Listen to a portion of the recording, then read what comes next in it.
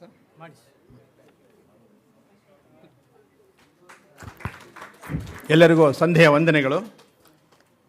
ಇಂದಿನ ಭಾಷಣಕರ್ತಾದ BS ಚಂದ್ರಶೇಖರ್ ಅವರು ವೇದಿಕೆ ಮೇಲೆ ಬಂದಿದ್ದಾರೆ. ಅವ್ರಿಗೆ ಇನ್ನೊಂದು ಬಾರಿ ಚಪ್ಪಾಳೆಯನ್ನು ತಟ್ಟಿ ಅವರನ್ನು ಪುರಸ್ಕರಿಸಬೇಕೆಂದು ಬೇಡ್ಕೊತಾ ಇದ್ದೀನಿ. ಗೆಳೆಯರೆ, ನಾನು ರವಿ ಕುಸ್ಬಿ ನಿಮ್ಮೆಲ್ಲರನ್ನೂ ಇಂದು ಈ ಸಂಜೆಗೆ ಆತ್ಮೀಯವಾಗಿ ಸ್ವಾಗತವನ್ನು ಬಯಸ್ತಾ ಇದ್ದೀನಿ.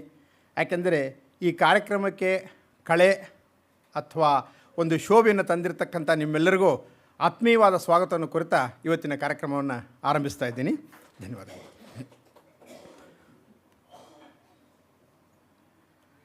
ನಮ್ಮ ಸಮನ್ವಯ ಸಮಿತಿ ಭಾರತೀಯ ಸ್ಟೇಟ್ ಬ್ಯಾಂಕ್ಗಳ ಕನ್ನಡ ಸಂಘಗಳ ಒಂದು ಸಮಿತಿಯಾಗಿದ್ದು ಸುಮಾರು ಕಾಲಗಳಿಂದ ಕನ್ನಡದ ಸೇವೆಯನ್ನು ಮಾಡ್ತಾ ಬಂದಿದ್ದಾರೆ.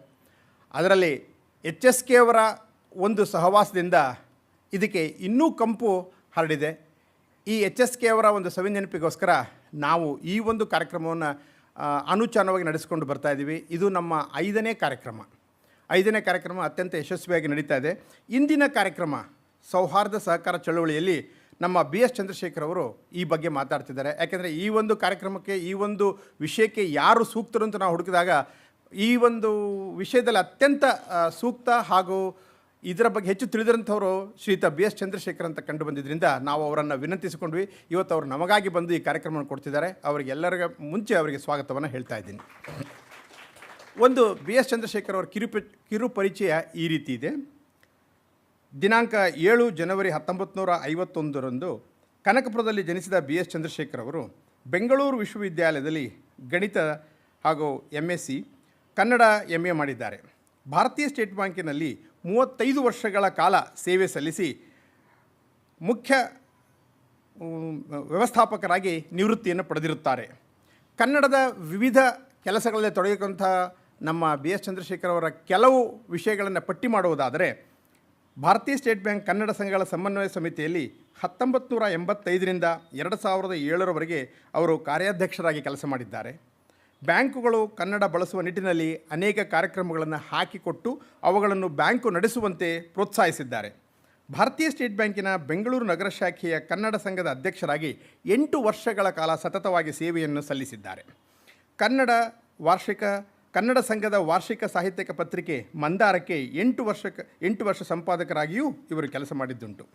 ಬ್ಯಾಂಕಿಂಗ್ ನಿಘಂಟಿನ HSK ಅವರ ನೇತೃತ್ವದಲ್ಲಿ ನಡೆದಾಗ ಅದರ ಸಹಾಯಕರಾಗಿ ಕೆಲಸ ಮಾಡಿದ್ದಾರೆ. 41ನೇ ದಾಸೋಹದಿಂದ ನಮ್ಮ ಸಮನ್ವಯ ಸಮಿತಿಯಿಂದ ಪ್ರತಿ ತಿಂಗಳು ತಪ್ಪದೇ ಒಂದು ದಾಸೋಹವನ್ನು ನಡೆಸಿಕೊಂಡು ಬರ್ತಾ ಇದ್ದೀವಿ. ಅದರಲ್ಲಿ 41ನೇ ದಾಸೋಹದಿಂದ 150ನೇ ದಾಸೋಹದವರೆಗೆ ಈ ದಾಸೋಹದ ವೇದಿಕೆಯ ಸಂಚಾಲಕರಾಗಿ ಕಾರ್ಯನಿರ್ವಹಿಸುತ್ತಾರೆ. ಧನ್ಯವಾದಗಳು.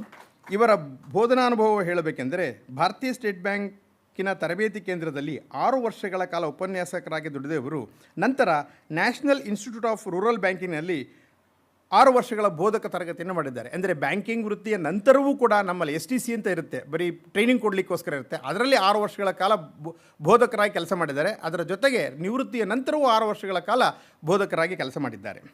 ಇವರು ಬರೆದಿರುವ ಕೃತಿಗಳು: ಕವನ ಬರೆಯುವ ಕಂಪ್ಯೂಟರ್ ಕವನ ಸಂಕಲನ, ಕಾಣುತ್ತಿಹುದಷ್ಟೇ ಕವನ ಸಂಕಲನ, ಪುಟ್ಟಿಯ ಕನಸು ಶಿಶುಗೀತೆಗಳು, ಭಾರತದಲ್ಲಿ ಬ್ಯಾಂಕಿಂಗ್ ಕೆಲ ಚಿಂತನೆಗಳು, ಇಚ್ಛಾಶಕ್ತಿ ಎಂಬುದು ತಾತ್ವಿಕ ಹಾಗೂ ಸಾಂಸ್ಕೃತಿಕ ಚಿಂತನೆಗಳ ಬರಹ, JP ರಾಜರತ್ನಂ, ಹಕ್ಕಿಗಳ ಕಾಗುಣಿತ, ಇದು ಶಿಶುಗೀತೆಗಳ ಸಂಗ್ರಹ, V ಸೀತಾರಾಮಯ್ಯವರ ಬಗ್ಗೆ ಹಾಗೂ ಸವಿಗನ್ನಡ ಸ್ತೋತ್ರಚಂದ್ರಿಕೆ ಇತ್ಯಾದಿ ಕೃತಿಗಳನ್ನು ಶ್ರೀಯುತರು ರಚಿಸಿದ್ದಾರೆ.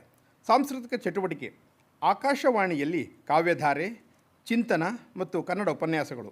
ಸಾಹಿತ್ಯ ದಾಸೋಹದ ಸಂಚಾಲಕರಾಗಿ 2008 ಡಿಸೆಂಬರ್ನಿಂದ 2018ರವರೆಗೆ 110ಕ್ಕೂ ಹೆಚ್ಚು ತಿಂಗಳು ದಾಸೋಹಗಳ ಏರ್ಪಾಡನ್ನು ಮಾಡಿದ್ದಾರೆ. ಕನ್ನಡ ಸಾಹಿತ್ಯ, ಕನ್ನಡ ಸಂಸ್ಕೃತಿ ಕುರಿತು ಉಪನ್ಯಾಸಗಳನ್ನು ನೀಡಿದ್ದಾರೆ. Meditation and study circle Jayanagar, ಇಲ್ಲೂ ಕೂಡ ಇವರು ಸೇವೆಯನ್ನು ಸಲ್ಲಿಸಿದ್ದಾರೆ. ಸಾಹಿತ್ಯ ಕೂಟ ಮತ್ತು ಇತರೆಡೆಗಳಲ್ಲಿ ಅನೇಕ ಅರ್ಥಶಾಸ್ತ್ರ ಸಂಬಂಧಿ ಸಾಹಿತ್ಯಕ ಜ್ಯೋತಿಷ್ಯೋಪನ್ಯಾಸಕ ಮಾಲಿಕೆಯನ್ನು ನೀಡಿದ್ದಾರೆ. ಬರೀ ಸಾಹಿತ್ಯ ಸಂಸ್ಕೃತಿ ಅಲ್ಲದೆ ಜ್ಯೋತಿಷ್ಯದಲ್ಲೂ ಶ್ರೀಯುತರು ಎತ್ತಿದ ಕೈಯಿಂದ ಹೇಳಲಿಕ್ಕೆ ನಾನು ಇಷ್ಟಪಡ್ತೀನಿ. ಒಂದು ಚಪ್ಪಾಳೆ ಬರಲಿ ಸರ್. ಪ್ರಶಸ್ತಿ ಹಾಗೂ ಪುರಸ್ಕಾರಗಳು: ಕಾಣುತ್ತಿಹದಷ್ಟೇ ಕೃತಿಗೆ ತರಾಸು ಪ್ರಶಸ್ತಿಯನ್ನು ಗಿಟ್ಟಿಸಿದ್ದಾರೆ. ಪುಟ್ಟಿಯ ಕನಸಿಗೆ ಆರ್ಯಭಟ ಪ್ರಶಸ್ತಿ ದೊರೆತಿದೆ. ನ್ಯಾಷನಲ್ ಇಂಟಿಗ್ರೇಷನ್ ಮತ್ತು ಎಕನಾಮಿಕ್ ಕೌನ್ಸಿಲ್ನಿಂದ ರಾಷ್ಟ್ರೀಯ ರತ್ನ ಪ್ರಶಸ್ತಿ, ವಿವಿಧ ಸಂಘ ಸಂಸ್ಥೆಗಳಿಂದ ಸನ್ಮಾನ, ಪುರಸ್ಕಾರ ಇಷ್ಟೆಲ್ಲ ಆದಂಥ ಈ ಚಂದ್ರಶೇಖರ್ ಅವರನ್ನ ಪರಿಚಯಿಸುವುದು ನನ್ನ ಭಾಗ್ಯ ಅಂತ ನಾನು ಭಾವಿಸುತ್ತೇನೆ. ಇನ್ನು ನಿಮ್ಮ ಹಾಗೂ ನಮ್ಮ ಅತಿಥಿಗಳ ಮಧ್ಯೆ ನಾನು ನಿಲ್ಲದೆ ಅವರ ಒಂದು ಈ ಕಾರ್ಯಚಟುವಟಿಕೆಯ ಒಂದು ಸ್ವಲ್ಪ ಭಾಗವನ್ನು ನಮ್ಮೊಂದಿಗೆ ಹಂಚಿಕೊಂಡು ಈ ಸೌಹಾರ್ದ ಬ್ಯಾಂಕಿಂಗ್ ಬಗ್ಗೆ ನಮಗೆ ತಿಳಿಸಿಕೊಡಲಿ ಎಂದು ನಾನು ಅವ್ರು ಕೇಳಿಕೊಳ್ಳುತ್ತೇನೆ. ಧನ್ಯವಾದಗಳು ಸರ್.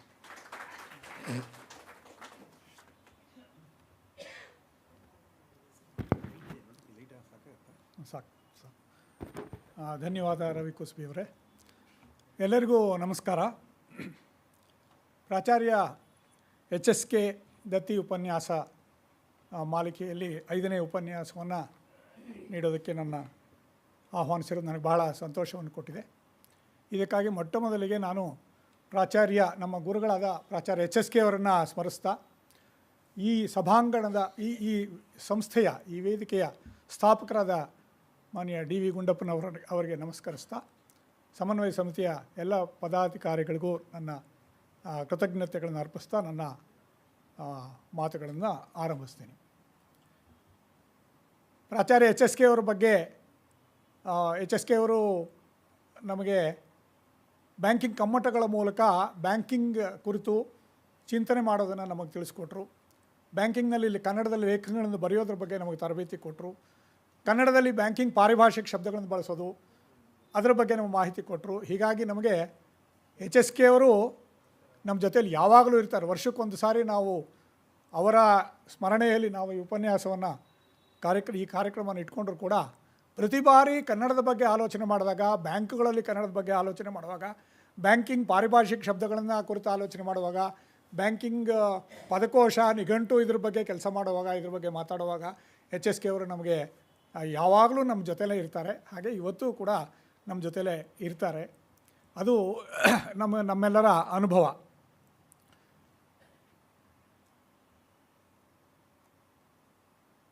ಇವತ್ತು ಕರ್ನಾಟಕದಲ್ಲಿ ಸೌಹಾರ್ದ ಸಹಕಾರ ಚಳವಳಿ ಅನ್ನೋ ಒಂದು ವಿಷಯದ ಬಗ್ಗೆ ಕೆಲವು ವಿಚಾರಗಳನ್ನು ಹಂಚಿಕೊಳ್ಳೋದಕ್ಕೆ ನಾನು ಇಷ್ಟಪಡ್ತೀನಿ.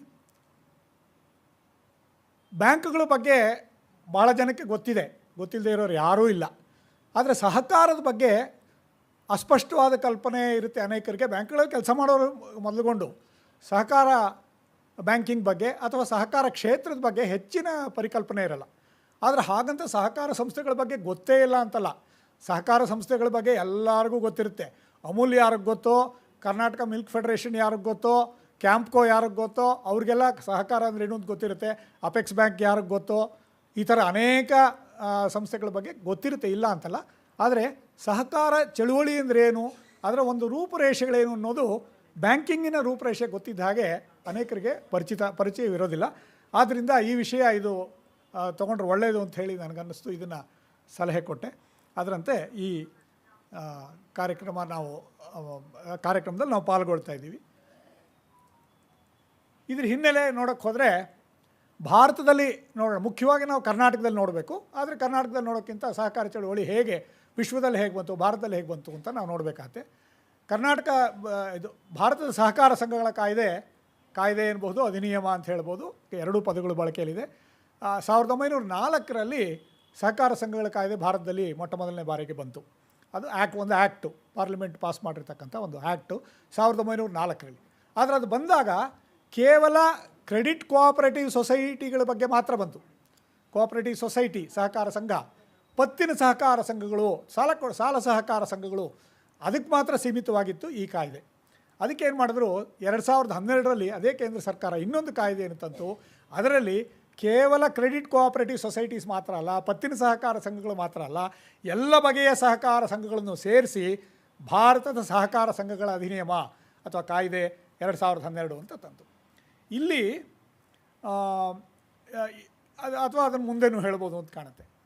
ಯಾಕೆಂದರೆ ವೈಫಲ್ಯ ಹೇಳೋಕ್ಕೆ ಮುಂಚೆ ನಾವು ಎರಡನೇ ಸಾಲಿನೊಳಗೇ ವೈಫಲ್ಯಕ್ಕೆ ಸರ್ಕಾರಗಳ ಅತಿ ಹಸ್ತಕ್ಷೇಪವೇ ಮುಖ್ಯ ಕಾರಣ ಅಂತ ಇಲ್ಲಿ ಬರೋದಕ್ಕೆ ಮುಂಚೆ ಕರ್ನಾಟಕದಲ್ಲಿ ಯಾತಕ್ಕೆ ಮುಖ್ಯ ಆಗುತ್ತೆ ಸಹಕಾರ ಚಳುವಳಿ ಅನ್ನೋದಕ್ಕೆ, ಒಂದು ಇಲ್ಲಿ ಉಗಮ ಆಗಿದೆ 1912ರ ಸಹಕಾರ ಸಂಘಗಳ ಅಧಿನಿಯಮದ ಪ್ರಕಾರ ಮೊಟ್ಟ ಮೊದಲನೆಯದಾಗಿ ನೋಂದಾಯಿತವಾದಂಥ ಸಂಸ್ಥೆ ನಮ್ಮ ರಾಜ್ಯದ ಹಿಂದಿನ ಧಾರವಾಡ ಜಿಲ್ಲೆಯ ಗದಗ ತಾಲೂಕಿನ ಕಣಗಿನಹಾಳ ಅನ್ನೋ ಗ್ರಾಮ. ಇದು ನಮಗೆ ಬಹಳ ಮುಖ್ಯವಾದ. ಇದು ನಮ್ಗೆ ಗೊತ್ತಿರಬೇಕು, ಕರ್ನಾಟಕದವ್ರು ಗೊತ್ತಿರಬೇಕು. ಕರ್ನಾಟಕದ ಸಹಕಾರ ಚಳವಳಿ ಹುಟ್ಟಿದ್ದೇ ಇಲ್ಲಿ ಅಂತ ಹೇಳಬಹುದು. ಯಾಕೆಂದರೆ ಬೇರೆ 2012 ಅಧಿನಿಯಮದಲ್ಲಿ ಮೊಟ್ಟ ಮೊದಲನೇ ಬಾರಿ ನೋಂದಾಯಿತವಾಗಿದ್ದು ಕರ್ನಾಟಕದ ಒಂದು ಸಹಕಾರ ಕೃಷಿ ಪತ್ತಿನ ಸಹಕಾರ ಸಂಘ. ಆಮೇಲೆ ದೇಶದಾದ್ಯಂತ ಎಲ್ಲ ಕಡೆ ಬಂತು, ಇತ್ಯಾದಿ ಅನೇಕ ರೀತಿಯಲ್ಲಿ ಅದು ಬೆಳೀತು. ನಾವು ಈಗ 1904ರಿಂದ 106 ವರ್ಷ ಮುಂದಕ್ಕೆ ಬರೋಣ. ಯಾಕೆಂದರೆ ವಿಷಯ ಈಗಿನ ಸೌಹಾರ್ದ ಸಹಕಾರ ಚಳವಳಿ 2001ರಿಂದ 1997ರಿಂದ ಈಚೆಗೆ ಬಂದಿರೋದು. ಆದ್ದರಿಂದ ನಾವು ಶತಮಾನಗಳನ್ನು ಸ್ವಲ್ಪ ಬೇಗ ಸಾಗಿಸಬೇಕಾಗತ್ತೆ. ಸಹಕಾರ ಚಳವಳಿಯ ವೈಫಲ್ಯಕ್ಕೆ ಸಹಕಾರ ಸಂಘಗಳ ಸರ್ಕಾರಗಳ ಅತಿ ಹಸ್ತಕ್ಷೇಪವೇ ಮುಖ್ಯ ಕಾರಣ ಅಂಥೇಳಿ ಅರ್ಧನಾರೀಶ್ವರನ್ ಸಮಿತಿ 1987ರಲ್ಲಿ ವರದಿ ಕೊಡ್ತು. 1980ರಷ್ಟೊತ್ತಿಗೆ ಸ್ವಲ್ಪ ಸಹಕಾರಗಳು ವಿಫಲವಾಗ್ತಿದೆಯೇನೋ ಅನ್ನೋ ಭಾವನೆ ಬಲವಾಗಿತ್ತು. ಅದಕ್ಕೂ ಮುಂಚೆ ಭಾರತಕ್ಕೆ ಸ್ವಾತಂತ್ರ್ಯ ಬಂದ ನಂತರ ಸಹಕಾರಕ್ಕೆ ಏನೇ ಪ್ರೋತ್ಸಾಹ ಕೊಡ್ತಾ ಬಂದ್ರೂ 56ನೇ ಇಸ್ವಿಯಷ್ಟೊತ್ತಿಗೆ all India rural credit survey committee, Gorwala ಸಮಿತಿ ಅಂತ ಕೂಡ ಅದನ್ನು ಹೇಳ್ತಾರೆ, ಗೋರ್ವಾಲಾ ಅವರ ಅಧ್ಯಕ್ಷತೆಯಲ್ಲಿದ್ದಂಥ ಸಮಿತಿ, ಸ್ಟೇಟ್ ಬ್ಯಾಂಕ್ ಆಫ್ ಇಂಡಿಯಾದ ಉಗಮಕ್ಕೆ ಕಾರಣವಾದಂಥ ಸಮಿತಿ, ಆ ಸಮಿತಿಯಲ್ಲಿ ಗ್ರಾಮೀಣ ಸಾಲಗಳು, ಗ್ರಾಮೀಣ ಉದ್ದರಿಯ ಅದನ್ನು ಬಲಪಡಿಸೋದಕ್ಕೆ ಏನು ಮಾಡಬೇಕು ಅನ್ನೋದಕ್ಕೆ ಗೋರ್ವಾಲಾ ಸಮಿತಿನ ನೇಮಿಸಿದ್ರು. ಅದರ ವರದಿನಲ್ಲಿ ಹೇಳಿದ್ರು, ಭಾರತದಲ್ಲಿ ಸಹಕಾರ ಸಂಘಗಳು ವಿಫಲವಾಗುತ್ತಿವೆ, ಆದರೆ ಅದು ವಿಫಲವಾಗಬಾರದು ಅಂತ ಅವ್ರು ಹೇಳಿದ್ರು. ಆವಾಗ ಆ ಮಾತು ಕೂಡ ಬಹಳ ಮುಖ್ಯ. ಅಂದರೆ ಈ ವೈಫಲ್ಯ ಏನು ಹೊಸದಾಗಿ ಕಂಡು ಬಂದಿದ್ದು ಅಂತೇನು ಹೇಳೋಕ್ಕಾಗಲ್ಲ. 56ನೇ ಇಸ್ವಿ ಎಷ್ಟೊತ್ತಿತ್ತು, 80ನೇ ಇಸ್ವಿ ಎಷ್ಟೊತ್ತಿಗೆ ಇದಕ್ಕೇನಾದರೂ ಮಾಡಬೇಕು ಅಂತ ಹೇಳಿ ಕೇಂದ್ರ ಸರ್ಕಾರ ಅರ್ಧನಾರೀಶ್ವರನ್ ಅವರ ನೇತೃತ್ವದಲ್ಲಿ ಒಂದು ಸಮಿತಿಯನ್ನು ಮಾಡಿ ಯಾತಕ್ಕೆ ಇದು ಹೆಚ್ಚಾಗಿ ವಿಫಲ ಆಗ್ತಿದೆ ಸಹಕಾರ ಚಳುವಳಿ ಭಾರತದಲ್ಲಿ ಅಂತ ಕೇಳಿದ್ದಕ್ಕೆ ಆ ವರದಿಯೊಳಗೆ ಹೇಳಿದ್ರು ಸರ್ಕಾರಗಳ ಅತಿ ಹಸ್ತಕ್ಷೇಪನೇ ಇದು ಕಾರಣ ಅಂತ ಹೇಳಿದ್ರು. ಆಮೇಲೆ ಇನ್ನೊಂದು ಸಮಿತಿ, ಚೌಧರಿ ಬ್ರಹ್ಮಪ್ರಕಾಶನ್ ಅವರ ನೇತೃತ್ವದಲ್ಲಿ ಇನ್ನೊಂದು ಸಮಿತಿ ಮಾಡಿದ್ರು. ಆ ಸಮಿತಿಯೊಳಗೆ ಏನು ಹೇಳಿದ್ರು, ಎಲ್ಲ ರಾಜ್ಯಗಳಲ್ಲೂ ಸಹಕಾರ ಎರಡೂ ಸರ್ಕಾರಗಳಡಿ ಬರುತ್ತೆ, ಕೇಂದ್ರ ಮತ್ತು ರಾಜ್ಯ ಎರಡಕ್ಕೂ ಸೇರಿದಂಥ ಕ್ಷೇತ್ರ ಅದು ಸಂವಿಧಾನದ ಪ್ರಕಾರ. ಬ್ರಹ್ಮಪ್ರಕಾಶ್ ಅವರ ನೇತೃತ್ವದಲ್ಲಿ ಒಂದು ಸಮಿತಿಯನ್ನು ಮಾಡಿ ಇದಕ್ಕೊಂದು ಮಾದರಿ ಅಧಿನಿಯಮವನ್ನು, ಮಾದರಿ ಕಾಯ್ದೆಯನ್ನು ಒಂದು ರೂಪಿಸ್ಕೊಡಿ. ಸರ್ಕಾರಗಳ ಹಸ್ತಕ್ಷೇಪ ಇರಬಾರ್ದು ಹೆಚ್ಚಾಗಿ, ಆದರೆ ಸಹಕಾರ ಸಂಘಗಳಿಗೆ ಅನುಕೂಲ ಆಗಬೇಕು, ಅಂಥ ಕರಡು ಸಿದ್ಧಪಡಿಸಿ ಅಂತ ಹೇಳಿದ್ರು. ಆ ರೀತಿ ಒಂದು ಡ್ರಾಫ್ಟು, ಒಂದು ಮಾದರಿ ಅಧಿನಿಯಮವನ್ನು ಈ ಬ್ರಹ್ಮಪ್ರಕಾಶ್ ಅವರ ನೇತೃತ್ವದಲ್ಲಿ ಸಮಿತಿ ಎಲ್ಲ ರಾಜ್ಯಗಳದ್ದು ಅವ್ರು ಪರಿಶೀಲಿಸೋದು, ಎಲ್ಲಿ ಚೆನ್ನಾಗಿದೆ, ಯಾವ್ಯಾವ ಅಂಶಗಳು ಸಹಕಾರ ಸಂಘಗಳಿಗೆ ಅನುಕೂಲವಲ್ಲ, ಯಾವುದ್ರಲ್ಲಿ ಅತಿ ಹಸ್ತಕ್ಷೇಪ ಆಗುತ್ತೆ, ಅದನ್ನೆಲ್ಲ ನೋಡಿ ಒಂದು ಕರಡನ್ನು ಮಾಡಿದ್ರು 1991ರಲ್ಲಿ. ಆಮೇಲೆ ಅದು ಕರ್ನಾಟಕದ ವಿಧಾನಮಂಡಲದಲ್ಲಿ ಅದನ್ನು ಮಂಡಿಸಿದ್ರು. ರಾಜ್ಯಗಳು ಅಂಗೀಕರಿಸ್ಬೇಕು ಅದನ್ನು. ಕೇಂದ್ರ ಸರ್ಕಾರ ಶಿಫಾರಸು ಮಾಡ್ತು, ಇದನ್ನು ನೀವು ಅಳವಡಿಸ್ಕೊಳ್ಳಿ, ಈ ಕರಡನ್ನು ತೊಗೊಂಡು ನೀವು ಮಾಡ್ಕೊಳ್ಳಿ ಅಂತ ರಾಜ್ಯಗಳಿಗೆ ಹೇಳಿದ್ರು ಕೂಡ ರಾಜ್ಯ ಸರ್ಕಾರಗಳು ಅದನ್ನು ವಿಧಾನಸಭೆಯಲ್ಲಿ ಅದನ್ನು ಒಪ್ಕೋಬೇಕು. ಅದನ್ನು ಮಂಡಿಸಿದ್ದಾದರೂ ಕೂಡ ಅದನ್ನು ಎರಡೂ ಸದನಗಳ ಅಂಗೀಕಾರ ಆಗೋದಕ್ಕೆ ಬಹಳ ವಿಳಂಬ ಆಗ್ತಾಯಿತ್ತು. ಅದಕ್ಕೋಸ್ಕರ ಏನು ಮಾಡಿದ್ರು, ಜಸ್ಟಿಸ್ ರಾಮಾ ಜೋಯಿಸ್ ಅವರ ಅಧ್ಯಕ್ಷತೆಯಲ್ಲಿ ಸೌಹಾರ್ದ ಸಂವರ್ಧನ ಸಮಿತಿ ಅನ್ನೋ ಒಂದು ಸಮಿತಿಯನ್ನು ಮಾಡಿ ರಾಮಾ ಜೋಯಿಸ್ ಅವರ ನೇತೃತ್ವದಲ್ಲಿ ಹೋರಾಟ ಶುರುವಾಯಿತು. ಆ ಸಮಿತಿಯ ಹೋರಾಟ ಅಂದರೆ ಒತ್ತಡ, ಸರ್ಕಾರದ ಮೇಲೆ ಒತ್ತಡ ಹಾಕಿ ಅದನ್ನು ಜಾರಿಗೆ ತರಬೇಕು ಅಂತ ಈ ಸಮಿತಿ ಮತ್ತು ಇನ್ನೊಂದು ಕರ್ನಾಟಕ ಸಹಕಾರ ಭಾರತಿ ಅಂತ ಒಂದು ಸಂಸ್ಥೆ, ಇವೆರಡರ ಜಂಟಿ ಪರಿಶ್ರಮದ ಫಲವಾಗಿ 2001ರಿಂದ ಕರ್ನಾಟಕ ಸೌಹಾರ್ದ ಸಹಕಾರಿ ಅಧಿನಿಯಮ 1997 ಜಾರಿಗೆ ಬಂದಿದ್ದು 2001ರಲ್ಲಿ, ಆದರೆ ಅಧಿನಿಯಮ 1997 ಅಂತಲೇ ಹೇಳಿದೆ. ಇದು ಉದಾರ ಸಹಕಾರ ಅಧಿನಿಯಮ. ಅಂದರೆ ಸಹಕಾರ ಅಧಿನಿಯಮನೇ ಇದು ಕಾನೂನು. ಸಹಕಾರ ಸಂಘಗಳ ಕಾಯ್ದೆ ಇದ್ದ ಹಾಗೆ ಕಾನೂನು, ಹೆಚ್ಚಿನ ಅಂಶಗಳು ಸಾಮಾನ್ಯವಾಗಿದೆ, ಆದರೆ ಸರ್ಕಾರದ ಹಸ್ತಕ್ಷೇಪ ಜಾಸ್ತಿ ಇಲ್ಲ, ಕನಿಷ್ಠ ಹಸ್ತಕ್ಷೇಪ ಇರೋ ಥರ ಈ ಕಾಯ್ದೆ ಇದೆ ಅನ್ನೋದನ್ನು ಮೊಟ್ಟ ಮೊದಲು ತಿಳಿಸಿದರೆ ಸೌಹಾರ್ದದ ಒಂದು ಸಂಕ್ಷಿಪ್ತವಾದ ಪರಿಚಯನೂ ಇಲ್ಲೇ ಆಗೋಗ್ಬಿಡುತ್ತೆ ಈ ಮಾತು ಹೇಳಿದೆ. ಅಂದ್ರೇನು, ಸಹಕಾರ ಸಂಘಗಳ ಕಾಯ್ದೆ ಏನಿದೆ 1912 ಅದೇ ಕಾಯ್ದೆನೇ, ಆದರೆ ಅದು ಆಮೇಲೆ 59ನೇ ಇಸ್ವಿವರೆಗೂ ಮಾರ್ಪಾಟುಗಳಾಗ್ತಾನೆ ಇತ್ತು, ಆವಾಗ ಆಗ್ತಿರುತ್ತೆ. 1959ವರೆಗೂ ಇಟ್ಕೊಂಡ್ರು ಕೂಡ ಅದಕ್ಕೂ ಇದಕ್ಕೂ ಸಾಮ್ಯಗಳು ಬಹಳ ಇದೆ, ಸೌಹಾರ್ದ ಕಾಯ್ದೆಗೂ ಅದಕ್ಕೂ. ಆದರೆ ಸರ್ಕಾರದ ಹಸ್ತಕ್ಷೇಪ ಬಹಳ ಕಡಿಮೆ ಇದೆ. ಅದರ ಕೆಲವು ಅಂಶಗಳನ್ನ ಮುಂದೆ ನೋಡೋಣ. ಇನ್ನು ಸಹಕಾರ ಚಳವಳಿ ಭಾರತದಲ್ಲ ಆಯಿತು, ಇದರಲ್ಲಿ ಆದರೆ ಹಿನ್ನೆಲೆ ಇನ್ನೂ ಹಿಂದಕ್ಕೆ ಹೋದರೆ ರಾಬರ್ಟ್ ಓವನ್ ಅನ್ನೋ ಒಬ್ಬ ಮಹಾಶಯ ಇಂಗ್ಲೆಂಡ್ನವರು 1771ರಿಂದ 1858ವರೆಗೂ ಇದ್ದರು. ಅವರು ಭಾಳ ದೊಡ್ಡ ಹತ್ತಿ ವ್ಯಾಪಾರದಲ್ಲಿ ಬಹಳ ಶ್ರೀಮಂತರಾದವರು, ತುಂಬ ಶ್ರೀಮಂತರಾದವರು. ಅನೇಕ ಕಾರ್ಖಾನೆಗಳು, ಅನೇಕ ಹತ್ತಿ ವ್ಯಾಪಾರ ಬಹಳ ನೌಕರರು ಅವ್ರ ಹತ್ರ ಎಲ್ಲ ಇದ್ದರು. ಅವನು ಆ ಮಹಾಶಯ ಈ ಸಹಕಾರ ಚಳವಳಿಯ ಪಿತಾಮಹ. ಸೌಹಾರ್ದಕ್ಕೆ ಅಂತಲ್ಲ, ಸಹಕಾರ ಚಳವಳಿಗೆ ಅವರು ಪಿತಾಮಹ. ಅವರನ್ನು ನಾವು ನೆನೆಸ್ಕೋಬೇಕಾಗತ್ತೆ ಸಹಕಾರದ ಬಗ್ಗೆ ನಾವು ಚಿಂತನೆ ಮಾಡುವಾಗ. ತನ್ನ ನೌಕರರು ಅವರ ಕುಟುಂಬಗಳ ರಕ್ಷಣೆ, ಅವರ ಕುಟುಂಬದ ಪರಿಸರ, ಅವರ ಮಕ್ಕಳಿಗೆ ಶಿಕ್ಷಣ ಅವೆಲ್ಲ ಚೆನ್ನಾಗಾಗಬೇಕು, ಅವರ ಬದುಕು ಹಸನಾಗಬೇಕು ಅನ್ನೋ ಒಂದು ಉದಾರವಾದ ನಂಬಿಕೆಯಿಂದ ಆತ ಸಹಕಾರ ಮಳಿಗೆಯನ್ನು ಸ್ಥಾಪಿಸಿದ. ಒಂದು ಕೋಆಪರೇಟಿವ್ ಸೊಸೈಟಿ, ಒಂದು ಕೋಆಪರೇಟಿವ್ ಸ್ಟೋರ್ಸ್ ಒಂದು ಸ್ಥಾಪಿಸಿದ. ಅದೇ ಮೊದಲ ಸಹಕಾರ ಸಂಘ. ಆಮೇಲೆ 19ನೇ ಶತಕದಲ್ಲಿ ಯುರೋಪ್ ಮತ್ತು ಫ್ರಾನ್ಸ್ ಈ ಚಳುವಳಿನಲ್ಲಿ ಬೇಕಾದಷ್ಟು ಸಂಸ್ಥೆಗಳನ್ನೆಲ್ಲ ಆರಂಭಿಸಿ ಏನಿದು ಸಹಕಾರ ಚಳುವಳಿ, ಸಹಕಾರ ಸಂಸ್ಥೆ ಅಂದರೆ ಏನು ಅನ್ನೋದು ಸ್ಪಷ್ಟ ಆಯಿತು. ಆಮೇಲೆ 1844ರಲ್ಲಿ ರಾಕ್ಡೇಲ್ ಸೊಸೈಟಿ ಆಫ್ ಈಕ್ವಿಟಬಲ್ ಪಯನೀರ್ಸ್ ಅನ್ನೋ ಸಂಸ್ಥೆ ಆರಂಭಿಸಿದ ಸಹಕಾರ ಸಂಘನೇ ಆಧುನಿಕ ಸಹಕಾರ ಚಳುವಳಿಯ ಬುನಾದಿ, ಅದು ಫೌಂಡೇಶನ್. ಆಮೇಲೆ ಸಹಕಾರ ಕೋಆಪರೇಟಿವ್ ಕ್ರೆಡಿಟ್ ಇನ್ಸ್ಟಿಟ್ಯೂಷನ್ಸ್, ಸಹಕಾರ ಪತ್ತಿನ ಸಂಸ್ಥೆಗಳು, ಸಹಕಾರ ಸಾಲದ ಸಂಸ್ಥೆಗಳು ಅಥವಾ ಉದ್ದರಿ ಸಂಸ್ಥೆಗಳು, ಇದು ಮತ್ತು ಬ್ಯಾಂಕ್ಗಳು ಆರಂಭ ಆಗಿದ್ದು ಜರ್ಮನಿಯಲ್ಲಿ ಆರಂಭ ಆಯಿತು. ಆಮೇಲೆ ಈ ಮೊದಲೇ ಹೇಳಿದ ಹಾಗೆ ಭಾರತದ ಪ್ರಥಮ ಕೃಷಿ ಸಹಕಾರ ಸಂಘ ಕರ್ನಾಟಕದ ಅಂದಿನ ಧಾರವಾಡ ಜಿಲ್ಲೆಯ ಗದಗ ತಾಲೂಕಿನ ಕಣಗಿನಹಾಳದಲ್ಲಿ 1905 ಮೇ 8ರಂದು ಪ್ರಾರಂಭವಾಯಿತು. ಅದೇನೇ 1912ರಲ್ಲಿ ಫಸ್ಟು ನೋಂದಾವಣೆ ಆಗಿತ್ತು. ಇದು ಸಹಕಾರ ತತ್ವಗಳೇನು? ಒಂದು ಸಹಕಾರ ಸಂಘದಲ್ಲಿ ನೋಂದಾವಣೆ ಆಗಬೇಕಾದ್ರೆ ಯಾವುದೇ ಕಾಯ್ದೆ, ಹಳೆ ಕಾಯ್ದೆ ಆಗಲಿ, ಈಗಿನ ಹೊಸ ಸೌಹಾರ್ದ ಕಾಯ್ದೆ ಆಗಲಿ, ಎರಡರಲ್ಲಿ ಆಯ್ಕೆ ಇದೆ, ಯಾವುದ್ರಲ್ಲಿ ಬೇಕಾದ್ರೂ ಮಾಡ್ಕೋಬೋದು. ಸ್ವಯಂ ಪ್ರೇರಿತ ಎಲ್ಲ ಸಹಕಾರ ಸಂಸ್ಥೆಗಳು ಅನ್ವಯಿಸುತ್ತೆ. ಕೇವಲ ಪತ್ತಿನ ಸಂಘಗಳಿಗೆ ಮಾತ್ರ ಅಲ್ಲ, ಎಲ್ಲ ಬಗೆಯ ಸಹಕಾರ ಸಂಘಗಳಿಗೂ ಅನ್ವಯ ಆಗ್ತಕ್ಕಂಥ ಸಹಕಾರ ತತ್ವಗಳು ಅಂತಾರಾಷ್ಟ್ರೀಯವಾಗಿ ಇದು ಒಪ್ಪಿತವಾಗಿರುವಂಥದ್ದು. ಇದರಲ್ಲಿ ಆ ಕಾಲಕ್ಕೆ ಮಾರ್ಪಾಟುಗಳಾಗ್ತಾ ಬಂದು ಇವತ್ತಿರೋ ಸ್ಥಿತಿ ಇದು. ಯಾಕೆಂದರೆ ಬದಲಾವಣೆಗಳಾಗ್ತಾ ಬಂದಿದೆ. 10 ವರ್ಷಕ್ಕೆ 20 ವರ್ಷಕ್ಕೆ ಮತ್ತೆ ಪರಿಶೀಲಿಸಿ ಇದನ್ನು ಪುನರ್ರೂಪಿಸಿದ್ದಾರೆ. ಆ ತತ್ವಗಳನ್ನ ಇಲ್ಲಿ ನೋಡೋಣ. ಇದು ಬಹಳ ಮುಖ್ಯ. ಇಂದಿನ ಸಹಕಾರ ಚಳುವಳಿಯ ವೈಫಲ್ಯ ಅಥವಾ ಸಾಫಲ್ಯ ಏನೇ ಇದ್ದರೂ ಇದರ ಹಿನ್ನೆಲೆಯಲ್ಲಿ ನಾವು ನೋಡಿದ್ರೆ ಮಾತ್ರ ಅರ್ಥ ಆಗುತ್ತೆ. ಇಲ್ದಿದ್ರೆ ಸಹಕಾರ ಸಂಘಗಳೆಲ್ಲ ವಿಫಲವಾಗೋಯ್ತು ಅಂಥೇಳಿ ನಾವು ಟೀಕೆ ಮಾಡಿದ್ರೆ ಏನೂ ಪ್ರಯೋಜನ ಇಲ್ಲ. ಯಾಕೆಂದರೆ ಮೂಲ ತತ್ವಗಳನ್ನು ನಾವು ಮರೆತರೆ ವಿಫಲವಾಗೋದು ಸಹಜ. ಯಾರನ್ನೂ ದೂರ ಹಾಗಿಲ್ಲ. ಮೂಲ ತತ್ವಗಳಿಂದ ನೀವು ಗಾಳಿಗೆ ತೋರ್ಬಿಟ್ರೆ ನಾವು ಎಲ್ಲಿ ಸಾಫಲ್ಯ ಸಿಗುತ್ತೆ? ಆದ್ದರಿಂದ ಮೂಲ ತತ್ವಗಳನ್ನು ಕೊನೆ ಪಕ್ಷಕ್ಕೆ ಗಮನಿಸಬೇಕು, ಯಾವಾಗಲೂ ಮನಸ್ಸಲ್ಲಿ ಇಟ್ಕೋಬೇಕು. ಸ್ವಯಂ ಪ್ರೇರಿತ ಮತ್ತು ಮುಕ್ತ ಸದಸ್ಯತ್ವ ಇರಬೇಕು ಸದಸ್ಯರಿಗೆ. ಪ್ರಜಾಸತ್ತಾತ್ಮಕ ಸದಸ್ಯ ಹತೋಟಿ, ಡೆಮಾಕ್ರೆಟಿಕ್ ಕಂಟ್ರೋಲ್ ಆಫ್ ಮೆಂಬರ್ಶಿಪ್. ಆರ್ಥಿಕ ಚಟುವಟಿಕೆಗಳಲ್ಲಿ ಸದಸ್ಯರು ಪಾಲ್ಗೊಳ್ಳಬೇಕು. ಸ್ವಾಯತ್ತತೆ ಮತ್ತು ಸ್ವಾತಂತ್ರ್ಯ ಇರಬೇಕು. ಸ್ವಾಯತ್ತತೆ, ಅಟಾನಮಿ ಇರಬೇಕು ಆ ಸಂಘಗಳಿಗೆ. ಆಮೇಲೆ ಶಿಕ್ಷಣ, ತರಬೇತಿ ಮತ್ತು ಪ್ರಚಾರಕ್ಕೆ ಮಹತ್ವ ಇದೆ. ಆಮೇಲೆ ಇನ್ನೊಂದು 6ನೇದು ಬಹಳ ಮುಖ್ಯವಾದ ಅಂಶ, ಸಹಕಾರ ಸಂಘಗಳ ನಡುವೆ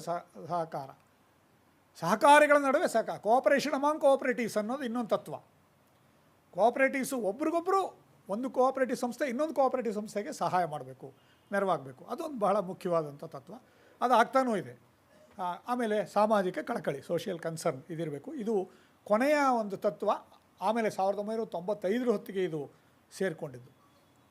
ಆಮೇಲೆ 1895 ಹಿಂದೆಯೇ ಅಂತಾರಾಷ್ಟ್ರೀಯ ಸಹಕಾರ ಮೈತ್ರಿಕೂಟ, ಇಂಟರ್ನ್ಯಾಷನಲ್ ಕೋಆಪರೇಟಿವ್ ಅಲಯನ್ಸ್ ಅನ್ನೋ ಒಂದು ವೇದಿಕೆ ಸ್ಥಾಪನೆ ಆಯಿತು. ಭಾಳ ಹಿಂದೆ 1895 ಅಂದರೆ ನೋಡ್ಕೊಳ್ಳಿ, 125 ವರ್ಷಗಳ ಮೇಲಾಯಿತು, 128 ವರ್ಷನೇ ಆಯಿತು ಅದು ಸ್ಥಾಪನೆ ಆಯಿತು. ಇವತ್ತು 112 ದೇಶಗಳಲ್ಲಿ 318 ಬೃಹತ್ ಸಹಕಾರ ಒಕ್ಕೂಟಗಳಿವೆ.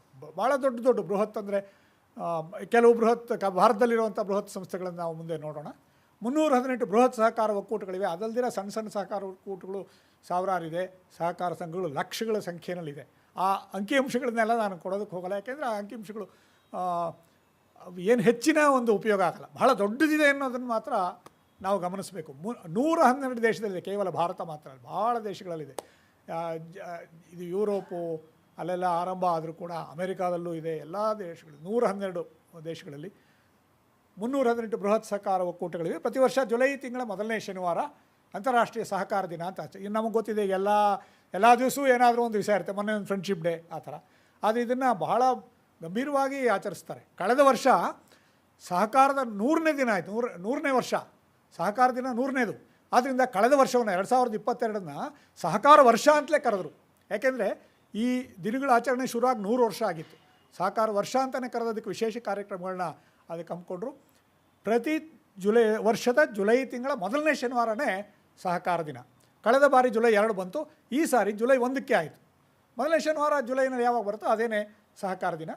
ಅಷ್ಟೇ ಅಲ್ದಿರ ನವಂಬರ್ 14ರಿಂದ 20ನೇ ತಾರೀಕು ನಾವು ಭಾರತದವರು ಮಕ್ಕಳ ದಿನಾಚರಣೆ ಅಂತ ಜ್ಞಾಪಕ ಇಟ್ಕೋಬೋದು. ನವಂಬರ್ 14ರಿಂದ 20ರವರೆಗೆ ಒಂದು ವಾರ ಸಹಕಾರ ಸಪ್ತಾಹವನ್ನು ಆಚರಿಸ್ತಾರೆ. ಇದರಲ್ಲಿ ಎಲ್ಲ ಅಂತಾರಾಷ್ಟ್ರೀಯ ವೇದಿಕೆಗಳಲ್ಲಿ, ರಾಷ್ಟ್ರೀಯ ವೇದಿಕೆಗಳಲ್ಲಿ, ರಾಜ್ಯ ಮಟ್ಟದಲ್ಲಿ ಎಲ್ಲ ಮಟ್ಟಗಳಲ್ಲೂ ಸಹಕಾರದ ಬಗ್ಗೆ ಒಂದು ಜಾಗೃತಿಯನ್ನು ಉಂಟು ಮಾಡ್ತಕ್ಕಂಥ ಕಾರ್ಯ ಈ ವಾರದಲ್ಲಿ ಈ ಸಪ್ತಾಹದಲ್ಲಿ, ಈ ದಿನದಲ್ಲಿ ನಡೆಯುತ್ತೆ. ಸಹಕಾರ ಕುರಿತಂಥ ವಿಚಾರ ಸಂಕಿರಣಗಳು, ಚರ್ಚೆಗಳು, ಆ ಥರದ್ದೆಲ್ಲ. ಆಮೇಲೆ ಇದುವರೆಗೂ ಸಹಕಾರ ನಡೆದು ಬಂದಂಥ ದಾರಿ, ಅದರಲ್ಲೇನು ಲೋಪದೋಷಗಳು, ಏನು ಪ್ರಗತಿ ಏನಿದೆ ಅದನ್ನೆಲ್ಲ ವಿಶ್ಲೇಷಣೆ ಮಾಡಿ ಮುಂದಿನ ಹಾದಿಯನ್ನು ಗುರುತಿಸ್ಕೊಳ್ತಕ್ಕಂಥ ಅವಧಿ ಇದು. ನವಂಬರ್ 14ರಿಂದ 24 ಕೇವಲ ಪ್ರಚಾರ ಅಂತಲ್ಲ, ಎಲ್ಲ ರೀತಿಯ ಚರ್ಚೆ ಮತ್ತು ವಿಚಾರ ವಿನಿಮಯ, ಪರಾಮರ್ಶೆ, ಅಂತರಾವಲೋಕನ ಎಲ್ಲವೂ ಇದರಲ್ಲಿ ನಡೆಯುತ್ತೆ. ಇಲ್ಲಿ ಬೆಂಗಳೂರಿನಲ್ಲಿ ಕೂಡ ನಡೆಯುತ್ತೆ. ಯಾಕೆಂದರೆ ಬೆಂಗಳೂರಿನಲ್ಲಿ ಬೇಕಾದಷ್ಟು ಸಹಕಾರ ಸಂಸ್ಥೆಗಳಿದೆ ಕರ್ನಾಟಕದಲ್ಲಿ, ಬೆಂಗಳೂರಲ್ಲಿ ಕೂಡ ನಡೆಯುತ್ತೆ. ನಾನು ಅದು ಕೆಲವರಲ್ಲಿ ಭಾಗವಹಿಸಿದ್ದೀನಿ. ನಾನು ಕೆಲಸ ಮಾಡ್ತಕ್ಕಂಥ national institute for rural banking, ಅದಿರೋದು ದೇವೇಗೌಡ ಪೆಟ್ರೋಲ್ ಬಂಕ್ ಹತ್ತಿರ ಕೋಆಪರೇಟಿವ್ ಟ್ರೈನಿಂಗ್ ಇನ್ಸ್ಟಿಟ್ಯೂಟ್ ಅಂತ ಕರೆಯೋ ಒಂದು ಆವರಣ ಇದೆ. ಅಲ್ಲಿ 4-6 ಸಹಕಾರ ಸಂಸ್ಥೆಗಳು ಅಲ್ಲಿ ತರಬೇತಿ ನಡೆಸ್ತಾ ಇದೆ. ಅದರಲ್ಲಿ national institute of rural banking ಕೂಡ ಒಂದು. ಆದರೆ ಸಹಕಾರ ಸಂಸ್ಥೆ ಅಲ್ಲ, ನಾನು ಇದ್ದಿದ್ದಲ್ಲಿ. ಅಲ್ಲಿ ಈ ಸಹಕಾರ ಸಪ್ತಾಹ ಪ್ರತಿ ವರ್ಷ ಪ್ರತಿ ವರ್ಷ ನವಂಬರ್ 14ರಿಂದ 20ರವರೆಗೂ ದಿನಾಗಲೂ ಸಹಕಾರದ ಬಗ್ಗೆ ಉಪನ್ಯಾಸಗಳು, ಚರ್ಚೆಗಳು ಇರೋದು ಆ ವಾರದಲ್ಲಿ. ಅದನ್ನು ನಾನು ಸ್ಮರಿಸ್ತೀನಿ ಇಲ್ಲಿ. ಅದೇ ನನ್ನ ಈ ಚಿಂತನೆಗೆ ಇಲ್ಲದಿದ್ದರೆ ನಾನು ವಾಣಿಜ್ಯ ಬ್ಯಾಂಕ್ನಲ್ಲಿ ಸೇವೆ ಸಲ್ಲಿಸಿದವನು. ನಾನು 35 ವರ್ಷ ಅಲ್ಲೇ ಬೋಧನೆ ಮಾಡಿದವನು. ಈ ಸಹಕಾರ ಕ್ಷೇತ್ರ ನನಗೆ ಪರಿಚಿತವಾಗಿದ್ದು ಆ ಮೂಲಕನೇ, ಈ ಸಹಕಾರ ಸಪ್ತಾಹಗಳ ಮೂಲಕನೇ. ಅದೇ ಆವರಣದಲ್ಲಿ ನಾನು ಕೆಲಸ ಮಾಡಿದ್ರಿಂದ ನನಗಿದರ ಒಂದು ಅಂಟು. ಸಹಕಾರ ಬ್ಯಾಂಕ್ಗಳ ಬಗ್ಗೆ ಕೆಲವು ಗೈಡ್ಗಳನ್ನು ಬರೆಯುವಂಥ ಒಂದು ಅವಕಾಶ ನನಗೆ ದೊರೆಯಿತು ಬೇರೆ ಸ್ನೇಹಿತರ ಜೊತೆಯಲ್ಲಿ. ಈ ಸಹಕಾರಕ್ಕೊಂದು ಧ್ವಜ ಕೂಡ ಇದೆ. ಸಾಮಾನ್ಯವಾಗಿ ಈ ಚಿಹ್ನೆಗಳು, ಈ ಧ್ವಜ ಇವೆಲ್ಲ ಸ್ಫೂರ್ತಿಯನ್ನು ಕೊಡೋದಕ್ಕೆ, ಉತ್ತೇಜನ ಕೊಡೋಕ್ಕೆ, ಪ್ರೇರೇಪಣೆಗಳನ್ನು ಕೊಡೋದಕ್ಕೆ ಇವೆಲ್ಲ ಬೇಕಾಗುತ್ತೆ. ರಾಷ್ಟ್ರಕ್ಕೊಂದು ಧ್ವಜ ಇದ್ದ ಹಾಗೆ, ನಮ್ಮ ರಾಜ್ಯಕ್ಕೊಂದು ಧ್ವಜ ಇದ್ದಕ್ಕೆ ಸಹಕಾರಕ್ಕೂ ಕೂಡ ಒಂದು ಧ್ವಜ ಇದೆ. ಸಪ್ತವರ್ಣದ ಧ್ವಜ, ಕಾಮನ್ ರೈನ್ಬೋ ಫ್ಲ್ಯಾಗ್ ಅಂತ ಇದನ್ನು ಹೇಳ್ತಾರೆ. ಅಂತಾರಾಷ್ಟ್ರೀಯ ಒಕ್ಕೂಟ ಇದನ್ನು ಅಂಗೀಕರಿಸಿದೆ. ಇದರಲ್ಲಿ ಬೇರೆ ಬೇರೆ ಸಂಕೇತಗಳು, ಕೇಸರಿ, ಬಿಳಿ, ಹಸಿರು ಏನನ್ನು ಸಂಕೇತಿಸುತ್ತೆ ಅಂತ ನಾವು ಹೇಳಿದಾಗೆ, ಕೆಂಪು ಒಟ್ಟಾಗಿ ನಿಲ್ಲುವಂಥ ಧೈರ್ಯವನ್ನು ಸೂಚಿಸುತ್ತೆ. ಕಿತ್ತಳೆ ಆರೆಂಜು ಭರವಸೆ ಮತ್ತು ಸಾಧ್ಯತೆಗಳನ್ನು ತೋರಿಸುತ್ತೆ. ಹಳದಿ ಬಣ್ಣ ಸ್ನೇಹ ಹಾಗೂ ಸೌಹಾರ್ದ, ಪರಸ್ಪರ ಕಾಳಜಿಯನ್ನು ತೋರಿಸುತ್ತೆ. ಹಸಿರು ಸಮೃದ್ಧಿಯನ್ನು ತೋರಿಸುತ್ತೆ. ದಟ್ಟ ನೀಲಿ, ನೀಲಿ 2 ಇದೆ. ದಟ್ಟ ನೀಲಿ, ಇಂಡಿಗೋ ಆ್ಯಂಡ್ ಬ್ಲೂ 2 ತಗೊಂಡ್ರೆ, ದಟ್ಟ ನೀಲಿ ಡಾರ್ಕ್ ಬ್ಲೂ ಕಠಿಣ ಪರಿಶ್ರಮ ಮತ್ತು ತಾಳ್ಮೆ. ತೆಳು ನೀಲಿ ಮೇರೆ ಏರದ ಸ್ಥಿತಿ, ಹಾರೈಸನ್ ಅಂದರೆ ದಿಗಂತವನ್ನು ತೋರಿಸುತ್ತೆ. ಅಂದರೆ ಸಹಕಾರದ ಪ್ರಗತಿಗೆ ಕೊನೆ ಇಲ್ಲ. Is the beginning of infinity. ನಾವು ಸದಾ ಅನಂತದ ಆರಂಭದಲ್ಲಿರ್ತೀವಿ ನಾವು ಅಂತ ಒಂದು ತತ್ವ, ಒಂದು ನಂಬಿಕೆ. ಇದು ಕೊನೆಯಲ್ಲ, ಏನೋ ಆಗೋಯ್ತು ಅಂದರೆ ಅದು ಕೊನೆಯಲ್ಲ. We are always at the beginning of infinity ಅನ್ನೋದು ಒಂದು ಬಹಳ ಪಾಸಿಟಿವ್ ಆದಂಥ, ಬಹಳ ಸಕಾರಾತ್ಮಕವಾದಂಥ ಒಂದು ಚಿಂತನೆ. ಮೇರೆ ಏರಿದ ಸ್ಥಿತಿ, ತೆಳು ನೀಲಿ. ಸೊ ಇದು ಕೊನೆಯಲ್ಲ, ಏನೋ ಕೊನೆಯಲ್ಲ. This is the beginning of infinity, ಅನಂತತೆಯ ಆರಂಭ ಇದು ಅನ್ನೋ ಒಂದು ಸಂಕೇತ. ನೇರಳೆ ಸ್ನೇಹ, ಸೌಂದರ್ಯ ಮತ್ತು ಪರಸ್ಪರ ಗೌರವವನ್ನು ಸೂಚಿಸುತ್ತೆ. ಇದು ಸಹಕಾರ ಧ್ವಜದ ವರ್ಣಗಳ ಒಂದು ಸಂಕೇತ. ಭಾರತದಲ್ಲಿ ಸಹಕಾರ ಚಳುವಳಿ ನೋಡೋದಾದರೆ ಬಹಳ ವಿಸ್ತಾರವಾಗಿ ಹರಡಿದೆ. ಕೃಷಿ ಇವತ್ತು ಸಹಕಾರ ಕ್ಷೇತ್ರ, ನಾವು ಪಟ್ಟಣ ಸಹಕಾರಿ ಬ್ಯಾಂಕ್ಗಳನ್ನು ನೋಡ್ತೀವಿ. ಬೇರೆ ಬ್ಯಾಂಕ್ಗಳ, ವಾಣಿಜ್ಯ ಬ್ಯಾಂಕ್ಗಳ ಮಧ್ಯದಲ್ಲಿ ಅದು ಅಷ್ಟು ಅದರ ಬೆಳಕಿಗೆ ಬರ್ದಿರ ಇರ್ಬೋದು.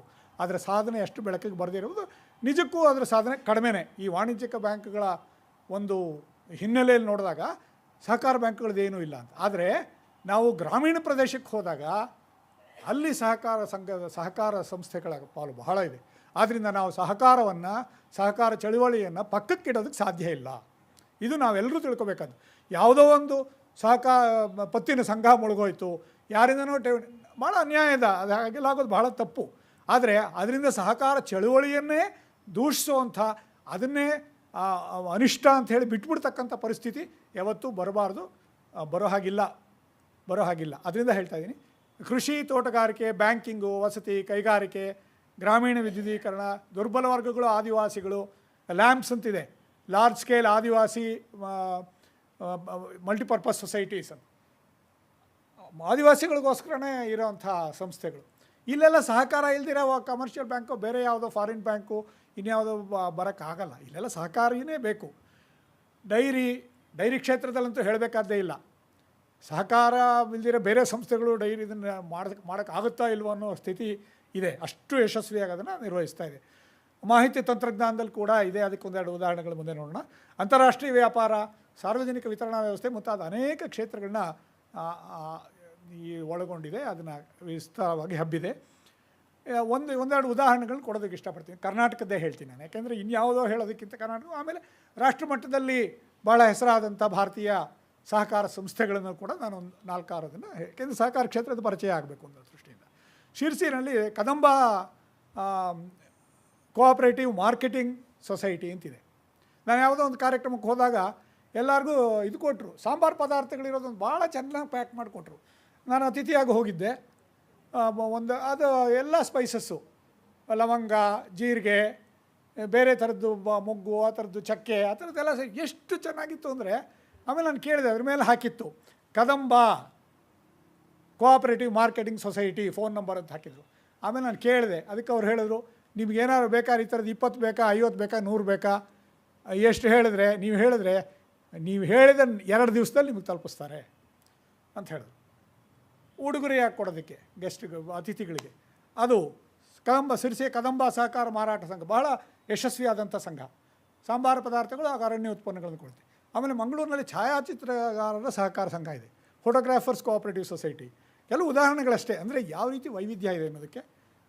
ಮಂಗಳೂರಿನಲ್ಲಿ ಟ್ಯಾಪರ್ಸ್ ಕೋಆಪ್ರೇಟಿವ್ ಸೊಸೈಟಿ ಇದೆ. ಟ್ಯಾಪರ್ಸ್ ಅಂದರೆ ಕಳ್ಳು, ಟ್ಯಾಪರ್ಸ್ ಈಚಲ್ ಮರದಲ್ಲಿ ಇದು ಇಳಿಸೋದು, ಹೆಂಡ ಇಳಿಸೋದು. ಟ್ಯಾಪರ್ಸ್ ಕೋಆಪ್ರೇಟಿವ್ ಸೊಸೈಟಿ ಕಳ್ಳು.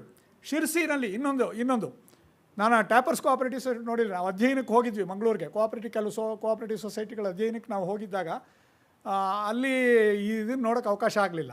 ಆದರೆ ಶಿರ್ಸಿಯ ತೋಟಗಾರರ ಸಂಘಕ್ಕೆ ಅಲ್ಲಿ ಅವ್ರಿಗೆ ಒಂದು ಕಾರ್ಯಕ್ರಮಕ್ಕೆ ನಾನು ಸಂಪನ್ಮೂಲ ವ್ಯಕ್ತಿಯಾಗಿ ಹೋದಾಗ ಅದನ್ನು ನೋಡೋ ಅವಕಾಶ ಸಿಕ್ತು. ತೋಟಗಾರ್ಸ್ ಕೋಆಪ್ರೇಟಿವ್ ಸೊಸೈಟಿ ಅದು ಹೋಟ್ಲ್ ನಡೆಸುತ್ತೆ. ಆ ಹೋಟ್ಲಲ್ಲೇ ನಾವು ಇಳ್ಕೊಂಡಿದ್ವಿ.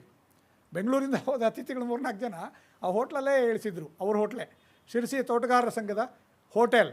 ಆಸ್ಪತ್ರೆ ಇದೆ, ಅವ್ರು ಹಾಸ್ಪಿಟಲ್ ನಡೆಸ್ತಾರೆ, ತೋಟ ನಡೆಸ್ತಾರೆ, ಒಂದು ಕಾಂಪ್ಲೆಕ್ಸ್ ನಡೆಸ್ತಾರೆ, ಬೇರೆ ಬೇರೆ ಥರದ ಅಂಗಡಿಗಳಿರುವಂಥ ಒಂದು ಕಾಂಪ್ಲೆಕ್ಸ್ ನಡೆಸ್ತಾರೆ. ಅದು ಅಂಥ ವೈವಿಧ್ಯಮಯವಾದ ಚಟುವಟಿಕೆಗಳು. ಹೆಗ್ಗೋಡಿನಲ್ಲಿ ಚರಕ, ನಮ್ಮ ಪ್ರಸನ್ನ ಅವರು, ನಾಟಕಕಾರ ಪ್ರಸನ್ನ ಅವರಿಂದ ಪ್ರೇರಣೆಗೊಂಡಂಥ ಒಂದು ಸಂಸ್ಥೆ ಚರಕ ಬಹುದ್ದೇಶ ಸಹಕಾರ ಸಂಘ ತನ್ನದೇ ಆದ ರೀತಿಯಲ್ಲಿ ಗಮನ ಸೆಳೆದಿದೆ. ಹಾಗೆ ಹೀಗೆ ಬೇಕಾದಷ್ಟು ಇವಾಗ ಇದು ಮಾಡಬೇಕಾದ್ರೆ ಕರ್ನಾಟಕ ಮಿಲ್ಕ್ ಫೆಡರೇಷನು ಆ ಥರದ್ದೆಲ್ಲ ಇದೆ. ಎಷ್ಟೋ ಸಂಸ್ಥೆಗಳನ್ನ ನೀವು ನೋಡುತ್ತೆ. ಕೆಲವು ವಿಶೇಷವಾದಂಥ ಸಂಸ್ಥೆಗಳ ಹೆಸರನ್ನು ಇಲ್ಲಿ ಹೇಳಿದ್ದೀನಿ. ಆಮೇಲೆ ಮಾಹಿತಿ ತಂತ್ರಜ್ಞಾನ ಸಹಕಾರಿಗಳು ಕೂಡ ಇದೆ. ಮಾಹಿತಿ ತಂತ್ರಜ್ಞಾನ ಕ್ಷೇತ್ರದಲ್ಲೇ ಕೆಲಸ ಮಾಡ್ತಕ್ಕಂಥ ಸಹಕಾರಿಗಳು, ಅವರ ಒಂದು ಕೋಆಪ್ರೇಟಿವ್ ಸೊಸೈಟಿ ಕೂಡ ಇದೆ. ಇದು ಕೇರಳದಲ್ಲಿ ಕ್ಯಾಲಿಕಟ್ನಲ್ಲಿದೆ ಒಂದು ಸಂಘ. ಇದರಲ್ಲಿ ಉರುಳಾಂಗಲ್ ಲೇಬರ್ ಕೋಆಪ್ರೇಟಿವ್ ಸೊಸೈಟಿ. ಉರುಳಾಂಗಲ್ ಲೇಬರ್ ಅದು ಶುರುವಾಗಿದ್ದು ಕಾರ್ಮಿಕರ ಸಹಕಾರ ಸಂಘವಾಗಿ ಶುರುವಾಯಿತು. ಆದರೆ ಕಾರ್ಮಿಕರಾದರೂ ಕೂಡ ಅವ್ರನ್ನ ಬಳಸ್ಕೊಂಡು ತಂತ್ರಜ್ಞಾನದ ವಿಷಯಗಳಲ್ಲಿ ಕೂಡ ಅವರು ಕೆಲಸ ಮಾಡ್ತಾಯಿದ್ದಾರೆ. ಕ್ಯಾಲಿಕಟ್ನಲ್ಲಿ 32 ಲಕ್ಷ ಚದರಡಿ ವಿಸ್ತೀರ್ಣದ IT ಪಾರ್ಕ್ ಇದೆಯಂತೆ. ಅದರದ್ದು 32 ಲಕ್ಷ ಚದರದ IT ಪಾರ್ಕು ಗಣಕ ತಂತ್ರಾಂಶ ಮತ್ತು ಮಾಹಿತಿ ತಂತ್ರಜ್ಞಾನ ವೇದಿಕೆ ಸಂಬಂಧಿತ ಸೇವೆ ಇದು ನೀಡ್ತಾ ಇದೆ. ಅಂದರೆ ಯಾವ ದಿಕ್ಕಿನಲ್ಲಿ ಹೋಗ್ತಾ ಇದೆ ಸಹಕಾರ ಅಂದರೆ ಕೇವಲ ಕೃಷಿ, ಕೇವಲ ತೋಟಗಾರಿಕೆ, ಅಡಿಕೆ ಆ ಥರದ್ದಲ್ಲ. ಅದನ್ನು ಯಾವ ವಿಷಯ ಬೇಕಾದರೂ ಅಲ್ಲಿ ಸಹಕಾರ ಸಂಸ್ಥೆ ಕೆಲಸ ಮಾಡ್ಬೋದು. ಮಾಹಿತಿ ತಂತ್ರಜ್ಞಾನ ವೇದಿಕೆ, ಗಣಕ ತಂತ್ರಾಂಶ ಇದನ್ನೆಲ್ಲ ನೆರವು ನೀಡುವಂಥ ಸೇವೆ ನೀಡ್ತಾ ಇದೆ. ಆಮೇಲೆ ದಿನೇಶ್ ಬೀಡಿ ಕಾರ್ಮಿಕ, ಕೇರಳದ್ದು. ಅದೂ ದಿನೇಶ್ ಬೀಡಿ ಕಾರ್ಮಿಕರ ಕೇಂದ್ರೀಯ ಸಹಕಾರ ಸಂಘ. ಅದು ಬೀಡಿ ತಯಾರಿಕೆ, ಆಹಾರೋತ್ಪನ್ನಗಳು, ಪ್ಯಾಕಿಂಗು, ಸಾಂಬಾರು ಪುಡಿಗಳು, ಹಣ್ಣು, ಕೊಡೆ, ಉಡುಪು ಅದೆಲ್ಲದರ ಜೊತೆಗೆ ತಂತ್ರಾಂಶ ಸಿದ್ಧಪಡಿಸೋದ್ರಲ್ಲೂ ಕೂಡ ಅದರಲ್ಲೂ ಕೂಡ ಸಾಕಷ್ಟು ಕೆಲಸ ಮಾಡಿದೆ, ಗಮನವನ್ನು ಸೆಳೆದಿದೆ. ನಮ್ಮ ರಾಜ್ಯದಲ್ಲಿ ನನಗೆ ತಿಳಿದ ಮಟ್ಟಿಗಿಲ್ಲ, ಇದ್ರೂ ಇರ್ಬೋದು, ಗೊತ್ತಿಲ್ಲ. ಯಾಕೆಂದರೆ ನನ್ನ ಮಿತ್ರರು ಸಹಕಾರಿಗಳು, ನಾನು ಸಹಕಾರಿ ಕ್ಷೇತ್ರದಲ್ಲಿ ಕೆಲಸ ಮಾಡ್ತಿದ್ದರು, ನನ್ನ ನಿಕಟವರ್ತಿಗಳು ಅನೇಕ ಜನ ಇದ್ದಾರೆ. ಅವರು ಸಂಪರ್ಕದಲ್ಲಿ ಕೇಳಿದಾಗ ಕರ್ನಾಟಕದಲ್ಲಿ ಇಲ್ಲ ಅಂತ ಹೇಳೇ ಹೇಳಿದ್ರು, ಈ ಥರದ್ದು ಇಲ್ಲ. ಆದರೆ ಕರ್ನಾಟಕ ಇವಾಗಿಲ್ಲ ಅಂದ ಮಾತ್ರಕ್ಕೆ ಯಾವಾಗ ಬೇಕಾದ್ರೂ ಅಂಥದ್ದು ಆರಂಭ ಆಗ್ಬೋದು. ಆ ದಿನಗಳು ದೂರ ಇಲ್ಲ ಅಂತ ನಾನು ನಂಬ್ತೀನಿ. ಇದರಿಂದ ಸಹಕಾರ ಕ್ಷೇತ್ರದಲ್ಲಿ ಅದರ ಆಳ ಅಗಲ ವಿಸ್ತಾರ ಇವೆಲ್ಲ ಗೊತ್ತಾಗುತ್ತೆ. ಆಮೇಲೆ ಭಾರತದ ಸಹಕಾರ ಚಳವಳಿ ಬಗ್ಗೆ ಒಂದೇ ಮಾತು ಹೇಳಿಬಿಡ್ಬೇಕಾದ್ರೆ ಹೆಮ್ಮೆ ಪಡಬೇಕಂತ ಒಂದು ಸಂಗತಿ ಇದ್ದರೆ, ವಿಶ್ವದಲ್ಲೇ ಅತ್ಯಂತ ದೊಡ್ಡ ಸಹಕಾರ ಚಳವಳಿ ಭಾರತದಲ್ಲೇ, ಭಾಳ ದೊಡ್ಡದು. ಅದಕ್ಕೆ ಮುಖ್ಯವಾದ ಕಾರಣ ನಮಗೆಲ್ರಿಗೂ ಗೊತ್ತಿರೋದೆ, ಏನು? ಜನಸಂಖ್ಯೆ. ಭಾಳ ದೊಡ್ಡ ದೇಶ, ಜನಸಂಖ್ಯೆ ಅಪಾರವಾಗಿರೋದು. ಆದ್ದರಿಂದ ಇಲ್ಲಿ ಇರೋದು ಏನು ಆಶ್ಚರ್ಯ ಅಲ್ಲ. ಆದರೆ ಚೀನಾ ನಮಗಿಂತ ಜನಸಂಖ್ಯೆ ಹೋದ ವರ್ಷದವರೆಗೂ ಜಾಸ್ತಿ ಇತ್ತು, ಆದರೆ ಅವರೇನು ನಂಬರ್ 1ನಲ್ಲಿ ಇಲ್ಲ. ಭಾರತ ಅತಿ ದೊಡ್ಡ ಸಹಕಾರ ಚಳುವಳಿಯ ಕ್ಷೇತ್ರ ಇದು ಭಾರತ. ಆಮೇಲೆ ಕೆಲವು ಹೆಸರಿಸ್ಬೋದು. ಅಮೂಲ್, ಗುಜರಾತ್ನ ಆನಂದ್ ನಗರದಲ್ಲಿದೆ ಅಮೂಲ್ ಅಂತ. 36 ಲಕ್ಷ ಹಾಲು ಉತ್ಪಾದಕರಿಗೆ ಇದು ಆಧಾರ. ಅಮೂಲ್ ಸಹಕಾರ ಕ್ಷೇತ್ರದಲ್ಲಿ ಇದು ಮನೆ ಮಾತು, ಅಂತಾರಾಷ್ಟ್ರೀಯ ಮಟ್ಟದಲ್ಲಿ, ಕೇವಲ ಭಾರತದಲ್ಲಿ ಮಾತ್ರ ಅಲ್ಲ. 36 ಲಕ್ಷ ಅವರಿಗೆ ಅವ್ರ ಜೀವನಾಧಾರ ಹಾಲು ಉತ್ಪಾದಕ. 1,000ಕ್ಕೂ ಹೆಚ್ಚು ಜನ ಉದ್ಯೋಗಿಗಳಿದ್ದಾರೆ. ಪರೋಕ್ಷ ಉದ್ಯೋಗ ತೊಗೊಂಡ್ರೆ ಇನ್ನೂ ವಿಪರೀತ ಆಗ್ತಾರೆ. ಪರೋಕ್ಷ ಉದ್ಯೋಗ ತೊಗೊಂಡ್ರೆ ಪ್ರತ್ಯಕ್ಷವಾಗಿ ನೋಡಿದ್ರೆ 1000 ಜನಕ್ಕೂ ಹೆಚ್ಚು. ಇದನ್ನು ನಾವೆಲ್ಲರೂ ಕೇಳಿರೋ ಹಾಗೆ ಭಾರತದ ಕ್ಷೀರಮಾನವ ಅಂತ ಹೆಸರಾದಂಥ ವರ್ಗೀಸ್ ಕುರಿಯನ್ ಅವರು ಇದ್ರ ಸ್ಥಾಪಕರು ಅಂತ ಕೆಲವರು ತಿಳ್ಕೊಂಡಿರ್ತಾರೆ. ಆದರೆ ಅವ್ರ ಸ್ಥಾಪಕರು ಅವರಲ್ಲ.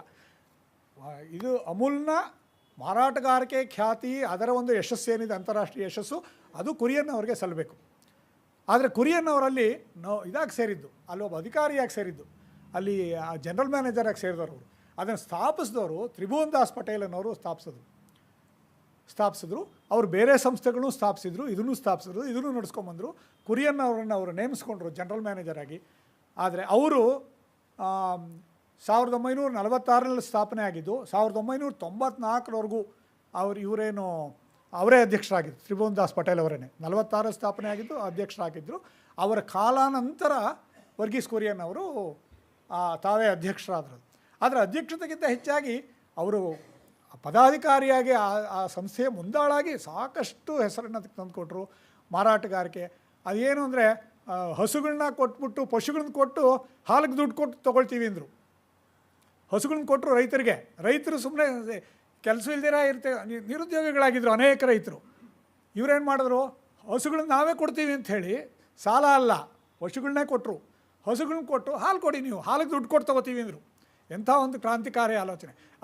ಎಲ್ಲರಿಗೂ ಆಶ್ಚರ್ಯ, ಇವನೆಂಥ ಮೂರ್ಖ, ಹಸು ಇವನೇ ಕೊಡ್ತಾನಂತೆ, ಹಾಲಿಗೆ ದುಡ್ಡು ಕೊಟ್ಟು ತೊಗೋತಾನಂತೆ, ಏನು ನೋಡೋಣ ಅಂಥೇಳಿ ಮಾಡಿದ್ರು. ಆದರೆ ಅದು ಇವತ್ತು ಇಷ್ಟು ಕೆಲಸ ಮಾಡಿದೆ ನೋಡಿ ಅಮೂಲ್. ಎಷ್ಟೋ ಸಂಸ್ಥೆಗಳಿಗೆ ಈಗ ಎಲ್ಲ ಕಡೆನೂ, ಇವಾಗ ಕರ್ನಾಟಕದಲ್ಲೇ ನೋಡೋದೇ ಬಮೂಲ್ ಅಂತಾರೆ, ಡುಮುಲ್ ಅಂತಾರೆ, ಎಲ್ಲ ಮುಳ್ಳುಗಳು ಬಂದ್ಬಿಟ್ಟಿದೆ. ಆ ಥರ ಅದು ಅಮೂಲ್ಯ ಇದಕ್ಕೆಲ್ಲ ಪ್ರೇರಣೆ. ಅಮೂಲ್ನ ಮಾರಾಟ ಯಶಸ್ಸಿನಲ್ಲಿ ಸಿಂಹಪಾಲ ಅವರದೇನೆ. 2018ರಲ್ಲಿ ಅಮೂಲ್ನ ಚಾಕ್ಲೇಟ್ ಪ್ಲ್ಯಾಂಟ್ ಆರಂಭ ಆಯಿತು. Chocolate plant. ಆಮೇಲೆ ಇಫ್ಕೋ, ಇದು ಕೂಡ ರಾಷ್ಟ್ರ ಮಟ್ಟದಲ್ಲಿ, ಅಂತಾರಾಷ್ಟ್ರೀಯ ಮಟ್ಟದಲ್ಲಿ ಭಾಳ ದೊಡ್ಡ ಸಂಸ್ಥೆ.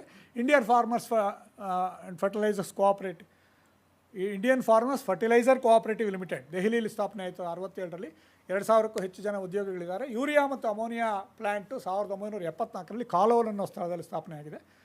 ಇದು ಬಹಳ ದೊಡ್ಡ ಹೆಸರು. ಅದಕ್ಕೆ ಮೊದಲು ಸಿಂದ್ರಿ ರಸಗೊಬ್ಬರ ಕಾರ್ಖಾನೆ, ಅದು ಅಷ್ಟೇ ಅಮೋನಿಯಾ ಮತ್ತು ಯೂರಿಯಾನೇ ಮಾಡೋದು. ಸಿಂದ್ರಿ ರಸಗೊಬ್ಬರ ಕಾರ್ಖಾನೆ ಅದು ಸರ್ಕಾರದ್ದದು, ಕೋಆಪರೇಟಿವ್ ಅಲ್ಲ. ಅದಿತ್ತು, ಅದು ಮೊದಲನೇದು. ಅದು 57ರಲ್ಲೂ ಏನೋ ಸ್ಥಾಪನೆ ಆಯಿತು. ಅದಾದ ಎಷ್ಟೋ ವರ್ಷಗಳಲ್ಲಿ ಇದಾಗಿದೆ ಇಫ್ಕೋ. ದೇಶದ ಸಹಕಾರ ಕ್ಷೇತ್ರದ ಸಾಧನೆಯಲ್ಲಿ ಗುಜರಾತ್ ಮೊದಲನೇದಾಗುತ್ತೆ, 2ನೇದು ಮಹಾರಾಷ್ಟ್ರ ಆಗುತ್ತೆ, 3ನೇದು ಕರ್ನಾಟಕ. ಅಲ್ಲೂ ಕೂಡ ಕರ್ನಾಟಕ ಹಿಂದೆ ಬಿದ್ದಿಲ್ಲ.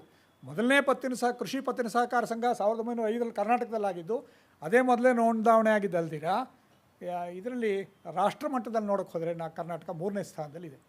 ಇನ್ನು ಕೆಲವು ಸಂಸ್ಥೆಗಳು ನೋಡೋದಾದರೆ ಕ್ರಿಬ್ಕೋ ಅಂತಿದೆ, ಕೃಷಿ ಭಾರತ್ ಕೋಆಪರೇಟಿವ್ ಲಿಮಿಟೆಡ್. ಇದು ಅನಿಲ ಆಧಾರಿತ ಬೃಹತ್ ರಸಗೊಬ್ಬರ ಸಂಕೀರ್ಣ, ಗ್ಯಾಸ್ ಬೇಸ್ಡ್ ಇದು ಕೃತಕ ರಸಗೊಬ್ಬರ, ಆರ್ಟಿಫಿಷಿಯಲ್ ಫರ್ಟಿಲೈಸರ್ ಕಾಂಪ್ಲೆಕ್ಸ್ ಇದೆ. ಅಮೋನಿಯಾ ಮತ್ತು ಯೂರಿಯಾ ಇಲ್ಲೂ 5,000ಕ್ಕೂ ಹೆಚ್ಚು ಜನ ಉದ್ಯೋಗ, ಅಂದರೆ 5,000 ಜನಕ್ಕೆ ಒಂದು ಸಂಸ್ಥೆ ಉದ್ಯೋಗ ಕೊಡುತ್ತೆ ಅಂದರೆ ಅದರ ಮಹತ್ವ ನಾವು ಅರ್ಥ ಮಾಡ್ಕೋಬೋದು. ಇನ್ನು ಕರ್ನಾಟಕಕ್ಕೆ ಒಂದು ಉದಾಹರಣೆ, ಕರ್ನಾಟಕದಲ್ಲಿ ಹೇಳೋದಾದರೆ ಕ್ಯಾಂಪ್ಕೋ. ನಮ್ಮಲ್ಲಿ ಪುತ್ತೂರಿನಲ್ಲಿ ಒಂದು ಕಮ್ಮಟ ಆಯಿತು. ಆ ಕಮ್ಮಟದಲ್ಲಿ ನಾವು ಸ್ನೇಹಿತರೆಲ್ಲ ಅಲ್ಲಿ ಕ್ಯಾಂಪ್ಕೋ ಕಾರ್ಖಾನೆಗೆ ಕೂಡ ನಾವು ಹೋಗಿದ್ವಿ. Central arecanut and cocoa marketing processing cooperative society, ಇದು 1986ರಲ್ಲಿ ವಾರಣಾಸಿ ಸುಬ್ರಾಯ್ ಭಟ್ರು ಅಂತ ಅದನ್ನು ಸ್ಥಾಪಿಸಿದ್ದು. 1986ರಲ್ಲಿ ಅವರು ಸ್ಥಾಪಿಸಿದ್ದು.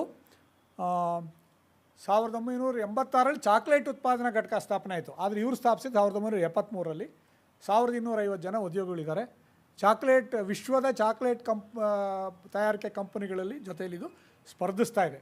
ಸ್ಪರ್ಧೆ ಬಹಳ ಗಾಢವಾಗಿದೆ ಅಂತ ನಾನು ಹೇಳಲ್ಲ, ಆದರೆ ಅವರು ಕೂಡ ನೋಡಬೇಕು. ಭಾರತದಲ್ಲಂತೂ ಇದರ ಪ್ರಭಾವ ಇದ್ದೇ ಇರುತ್ತೆ. ಅಂತಾರಾಷ್ಟ್ರೀಯ ಮಾರುಕಟ್ಟೆ ಅವ್ರಿಗೂ ಇರುತ್ತೆ. ಇದಕ್ಕೂ ಅಂತಾರಾಷ್ಟ್ರೀಯ ಮಾರ್ಕೆಟ್ ಇದೆ. ಇದು ಜಾಕ್ ಫ್ರೂಟ್ ಎಕ್ಲೇರ್ಸ್ ಇದರ ಈಚಿನ ಉತ್ಪನ್ನ. ಇನ್ನು ಈ ಸಹಕಾರ ಸಂಸ್ಥೆಗಳಲ್ಲಿ ರಾಷ್ಟ್ರಮಟ್ಟದ ಕೆಲವು ಸಂಸ್ಥೆಗಳನ್ನು ನಾವು ಗಮನಿಸಬೇಕಾಗುತ್ತೆ. ನ್ಯಾಫ್ಕಬ್ ಅಂತ, national federation of cooperative urban bank. ಯಾಕೆಂದರೆ ಈ ಸಹಕಾರ ಸಂಘಗಳು ತಾವು ಇರೋದ್ರ ಜೊತೆಗೆ, ಪ್ರತ್ಯೇಕವಾಗಿರೋದ್ರ ಜೊತೆಗೆ 10-20 ಸಂಘಗಳು ಅಥವಾ ಅದಕ್ಕಿಂತ ಹೆಚ್ಚಿನ ಸಂಘಗಳು ಸೇರಿಕೊಂಡು ಫೆಡರೇಷನ್ ಮಾಡ್ಕೊಳ್ಬೋದು, ಒಕ್ಕೂಟಗಳನ್ನ ಮಾಡ್ಕೋಬೋದು. ಇದು ನ್ಯಾಫ್ಕಬ್ ಅಂತಿದೆ. ಇದು 1600 ಪಟ್ಟಣ ಸಹಕಾರಿ ಬ್ಯಾಂಕ್ಗಳು, urban cooperative banks and 60,000 credit cooperative banks ಅದು ಸೇರಿದಂಥ ಒಕ್ಕೂಟ. 1977ರಲ್ಲಿ ಮಲ್ಟಿಪರ್ಪಸ್ ಕೋಆಪರೇಟಿವ್ ಸೊಸೈಟಿ ಆಗಿದ್ದು ಸ್ಥಾಪನೆ ಆಯಿತು. ಆಮೇಲೆ ಇನ್ನೊಂದು ಸಂಸ್ಥೆ ನ್ಯಾಫ್ಸ್ಕಾಬ್ ಅಂತ, national federation of state cooperative banks. ಇದು ಅಪೆಕ್ಸ್ ಬ್ಯಾಂಕ್ ಮಾತ್ರ. ಸ್ಟೇಟ್ ಕೋಆಪರೇಟಿವ್ ಬ್ಯಾಂಕ್ಸ್ ಅಂದರೆ ಸಣ್ಣ ಸಣ್ಣ ಬೇರೆ ಬ್ಯಾಂಕ್ಗಳಿಗೆಲ್ಲ ಅವಕಾಶ ಇಲ್ಲ. ರಾಜ್ಯ ಸಹಕಾರ ಬ್ಯಾಂಕ್ಗಳು ಮಾತ್ರ. ಅಂದರೆ ಅಪೆಕ್ಸ್ ಬ್ಯಾಂಕು ಕರ್ನಾಟಕದಲ್ಲಿ ತೊಗೊಂಡ್ರೆ ರಾಜ್ಯ ಸಹಕಾರ ಬ್ಯಾಂಕು, ಸ್ಟೇಟ್ ಬೇರೆ ಕಡೆ ಅಪೆಕ್ಸ್ ಅಂತ ಕರೆಯಲ್ಲ, ಬೇರೆ ಹೆಸರಿರುತ್ತೆ. ಸ್ಟೇಟ್ ಕೋಆಪರೇಟಿವ್ ಬ್ಯಾಂಕ್ ಅಂತಾರೆ, ಆ ಬ್ಯಾಂಕ್ಗಳು ಮಾತ್ರ. ಮತ್ತು ಎಲ್ಲ ಕಡೆಗಳಲ್ಲೂ ಈ ಜಿಲ್ಲಾ ಕೇಂದ್ರೀಯ ಬ್ಯಾಂಕ್ಗಳು, DCC ಬ್ಯಾಂಕ್ಗಳು ಎಲ್ಲ ರಾಜ್ಯಗಳಲ್ಲೂ ಇಲ್ಲ. ಆದ್ದರಿಂದ DCC ಬ್ಯಾಂಕ್ಗಳಿರು ಕೂಡ ಇದರಲ್ಲಿ ಸೇರ್ತಾರೆ ನ್ಯಾಫ್ಸ್ಕಾಬಲ್ಲಿ. ಇದು ಸದಸ್ಯ ಬ್ಯಾಂಕ್ಗಳ ಹಿತರಕ್ಷಣೆ, ಸಹಕಾರ ಪತ್ತಿನ ಸಮಸ್ಯೆಗಳ ಪರಿಹಾರ ಇದರ ಉದ್ದೇಶ. ಆಮೇಲೆ ನ್ಯಾಫೆಡ್ ಅಂತ ಒಂದು ಸಂಸ್ಥೆ ಇದೆ. ಇದು ಅಗ್ರಿಕಲ್ಚರ್ಗೆ ಮಾತ್ರ, ಕೃಷಿ ಸಹಕಾರ ಮಾರಾಟ ಒಕ್ಕೂಟ. ಇದು ಕೃಷಿ ಸಂಘಗಳಿಗೆ, ಸಹಕಾರ ಸಂಘಗಳಿಗೆ ಮಾರಾಟದ ನೆರವನ್ನು ಕೊಡ್ತಕ್ಕಂಥ ಒಂದು ರಾಷ್ಟ್ರಮಟ್ಟದ ಸಂಸ್ಥೆ ಇದು. ಇದು ರಾಜ್ಯ ಮಟ್ಟದ ಸಂಸ್ಥೆ ನೋಡಬೇಕಾದ್ರೆ ನಮ್ಮ ಕರ್ನಾಟಕದಲ್ಲಿ Karnataka state cooperative urban banks federation, Karnataka ರಾಜ್ಯ ಪಟ್ಟಣ ಸಹಕಾರ ಬ್ಯಾಂಕುಗಳ ಒಕ್ಕೂಟ. ಇಲ್ಲಿ ಪಟ್ಟಣ ಸಹಕಾರ ಬ್ಯಾಂಕುಗಳ ಒಕ್ಕೂಟ ಅಂತ ನಾನು ಇಲ್ಲಿ ಬರೆದಿದ್ರು ಕೂಡ, ಪಟ್ಟಣ ಸಹಕಾರ ಬ್ಯಾಂಕ್ಗಳು ಅಷ್ಟೇ ಇಲ್ದಿರ ಸಹಕಾರ ಪತ್ತಿನ ಸಂಘಗಳು ಕೂಡ ಇದೆ. ಕೋಆಪರೇಟಿವ್ ಕ್ರೆಡಿಟ್ ಸೊಸೈಟಿ ಬ್ಯಾಂಕ್ ಅಲ್ಲದೆ ಇರೋದು, ಎಲ್ಲನೂ ಬ್ಯಾಂಕ್ ಅಲ್ಲ. ಯಾಕೆಂದರೆ ಬ್ಯಾಂಕಿಂಗ್ ರೆಗ್ಯುಲೇಷನ್ ಆ್ಯಕ್ಟಲ್ಲಿ ಹೇಳಿರೋ ಹಾಗೆ ಬ್ಯಾಂಕಿನ ಡೆಫಿನೇಷನ್ ಏನಿದೆ ಅದ್ರ ಪ್ರಕಾರ ಇರುವಂಥ ಹಣಕಾಸು ಸಂಸ್ಥೆ ಮಾತ್ರ ಬ್ಯಾಂಕ್ ಆಗುತ್ತೆ, ಉಳಿದವಾಗಲ್ಲ. ಕ್ರೆಡಿಟ್ ಕೋಆಪರೇಟಿವ್ ಸೊಸೈಟೀಸು ಬ್ಯಾಂಕ್ ಅಲ್ಲ, ಅದು ಆ ನಿಯಮದಂತೆ. ಹಾಗಾಗಿ ಇಲ್ಲಿ ಬ್ಯಾಂಕ್ ಅಂತ ಇದ್ದರೂ ಕೂಡ ಕ್ರೆಡಿಟ್ ಕೋಆಪರೇಟಿವ್ ಸೊಸೈಟೀಸ್ ಕೂಡ ಈ ಕರ್ನಾಟಕ ರಾಜ್ಯ ಪಟ್ಟಣ ಸಹಕಾರ ಬ್ಯಾಂಕುಗಳ ಮತ್ತು ಪತ್ತಿನ ಸಹಕಾರ ಸಂಘಗಳ ಒಕ್ಕೂಟ ಇದೊಂದಿದೆ. ಇದು ರಾಜ್ಯ ಮಟ್ಟದ್ದು.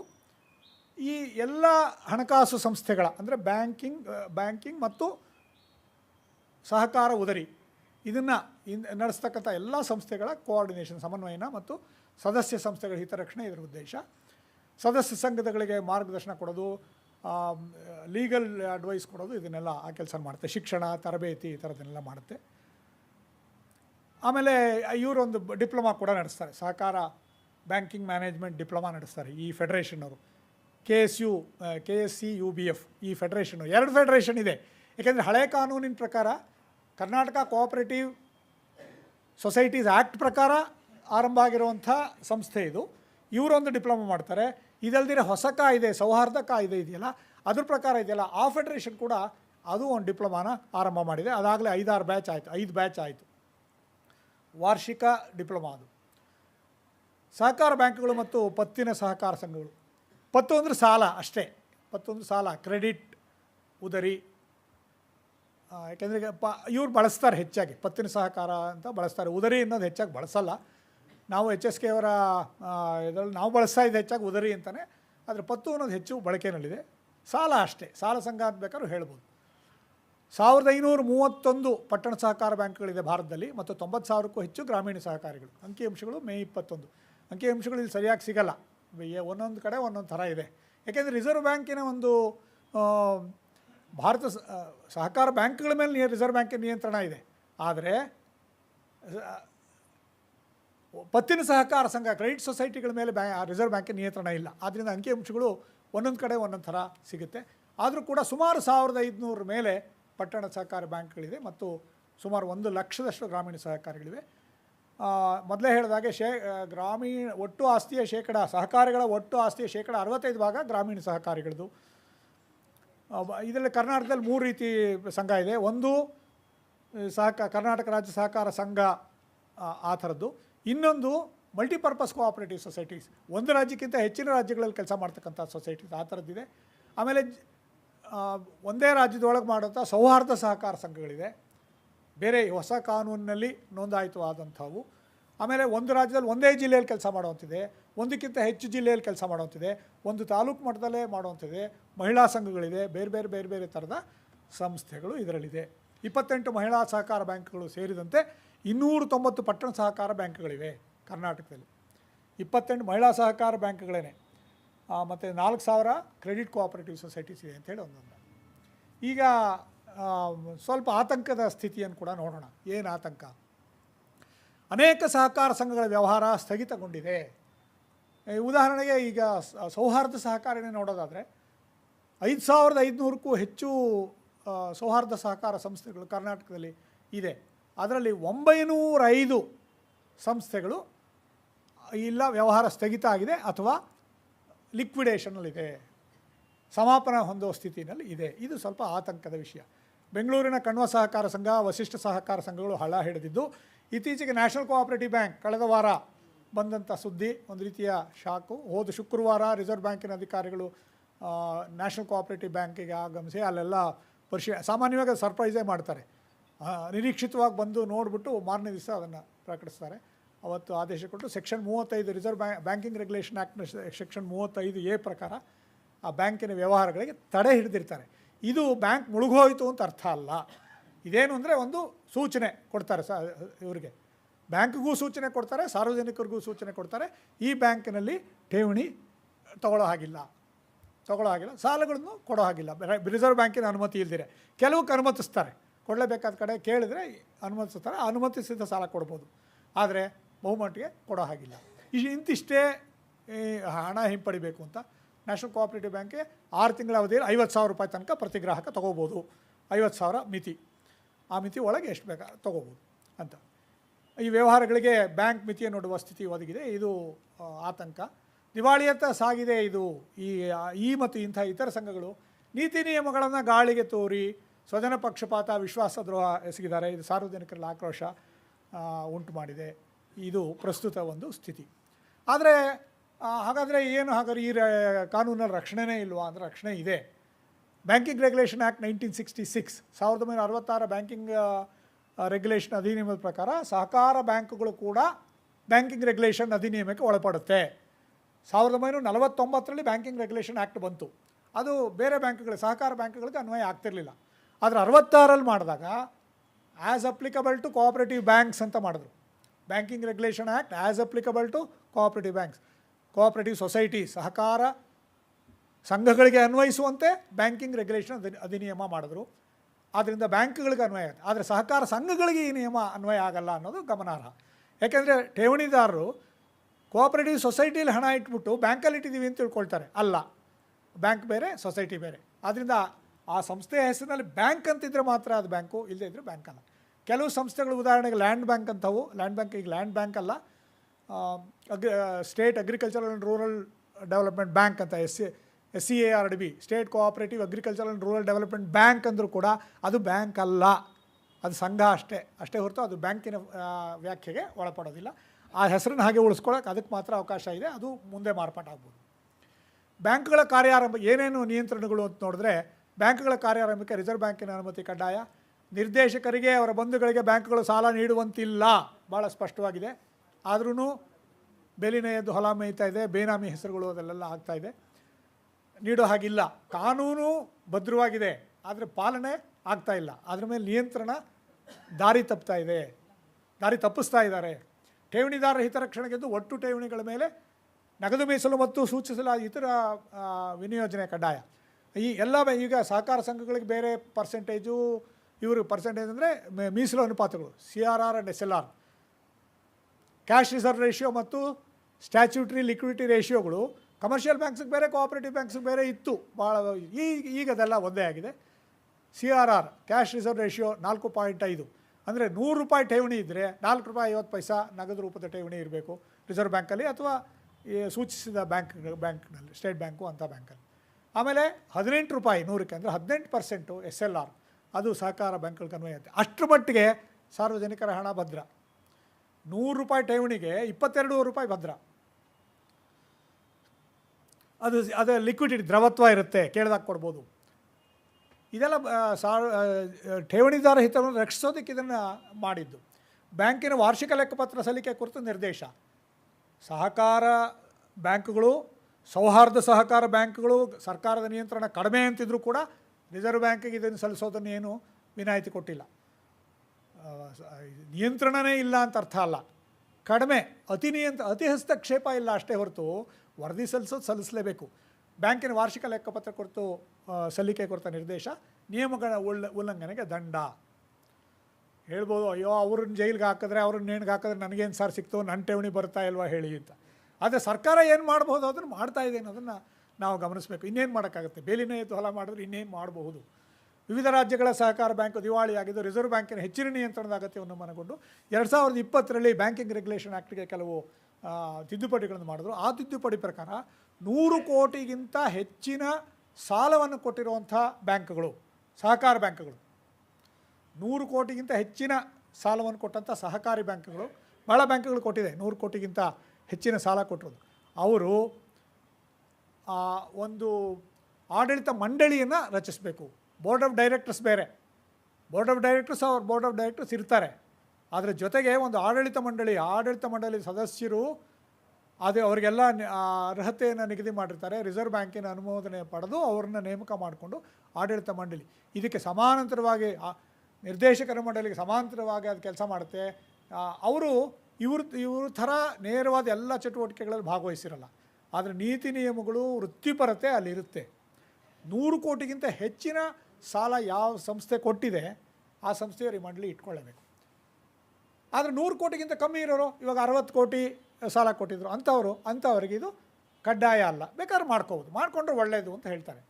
ಇದು ಮುಖ್ಯವಾದಂಥ ಬದಲಾವಣೆ 2000. ಅಂದರೆ ಬಿಗಿ ಹೆಚ್ಚುತ್ತಾ ಇದೆ, ದೊಡ್ಡ ಸಹಕಾರ ಬ್ಯಾಂಕ್ಗಳ ಮೇಲೆ ಬಿಗಿ ಹೆಚ್ಚುತ್ತಾ ಇದೆ ಅನ್ನೋದನ್ನು ತಿಳಿಬೇಕು. ಆಮೇಲೆ ಎರಡನೇದು, ನಿಮಗೆ ಎಲ್ರಿಗೂ ಗೊತ್ತಿರುತ್ತೆ, ಇದು ಬ್ಯಾಂಕ್ಗಳಲ್ಲಿ ಸಹಕಾರ ಬ್ಯಾಂಕ್ಗಳು ಸೇರಿದಂತೆ ವಿದೇಶಿ ಬ್ಯಾಂಕ್ಗಳು ಇದೆ. ಇದರಲ್ಲಿ ಸಾರ್ವಜನಿಕರು ಇಟ್ಟ ಠೇವಣಿ 1 ಲಕ್ಷದವರೆಗೂ ಮಾತ್ರ ಅದಕ್ಕೆ ವಿಮೆ ಇತ್ತು.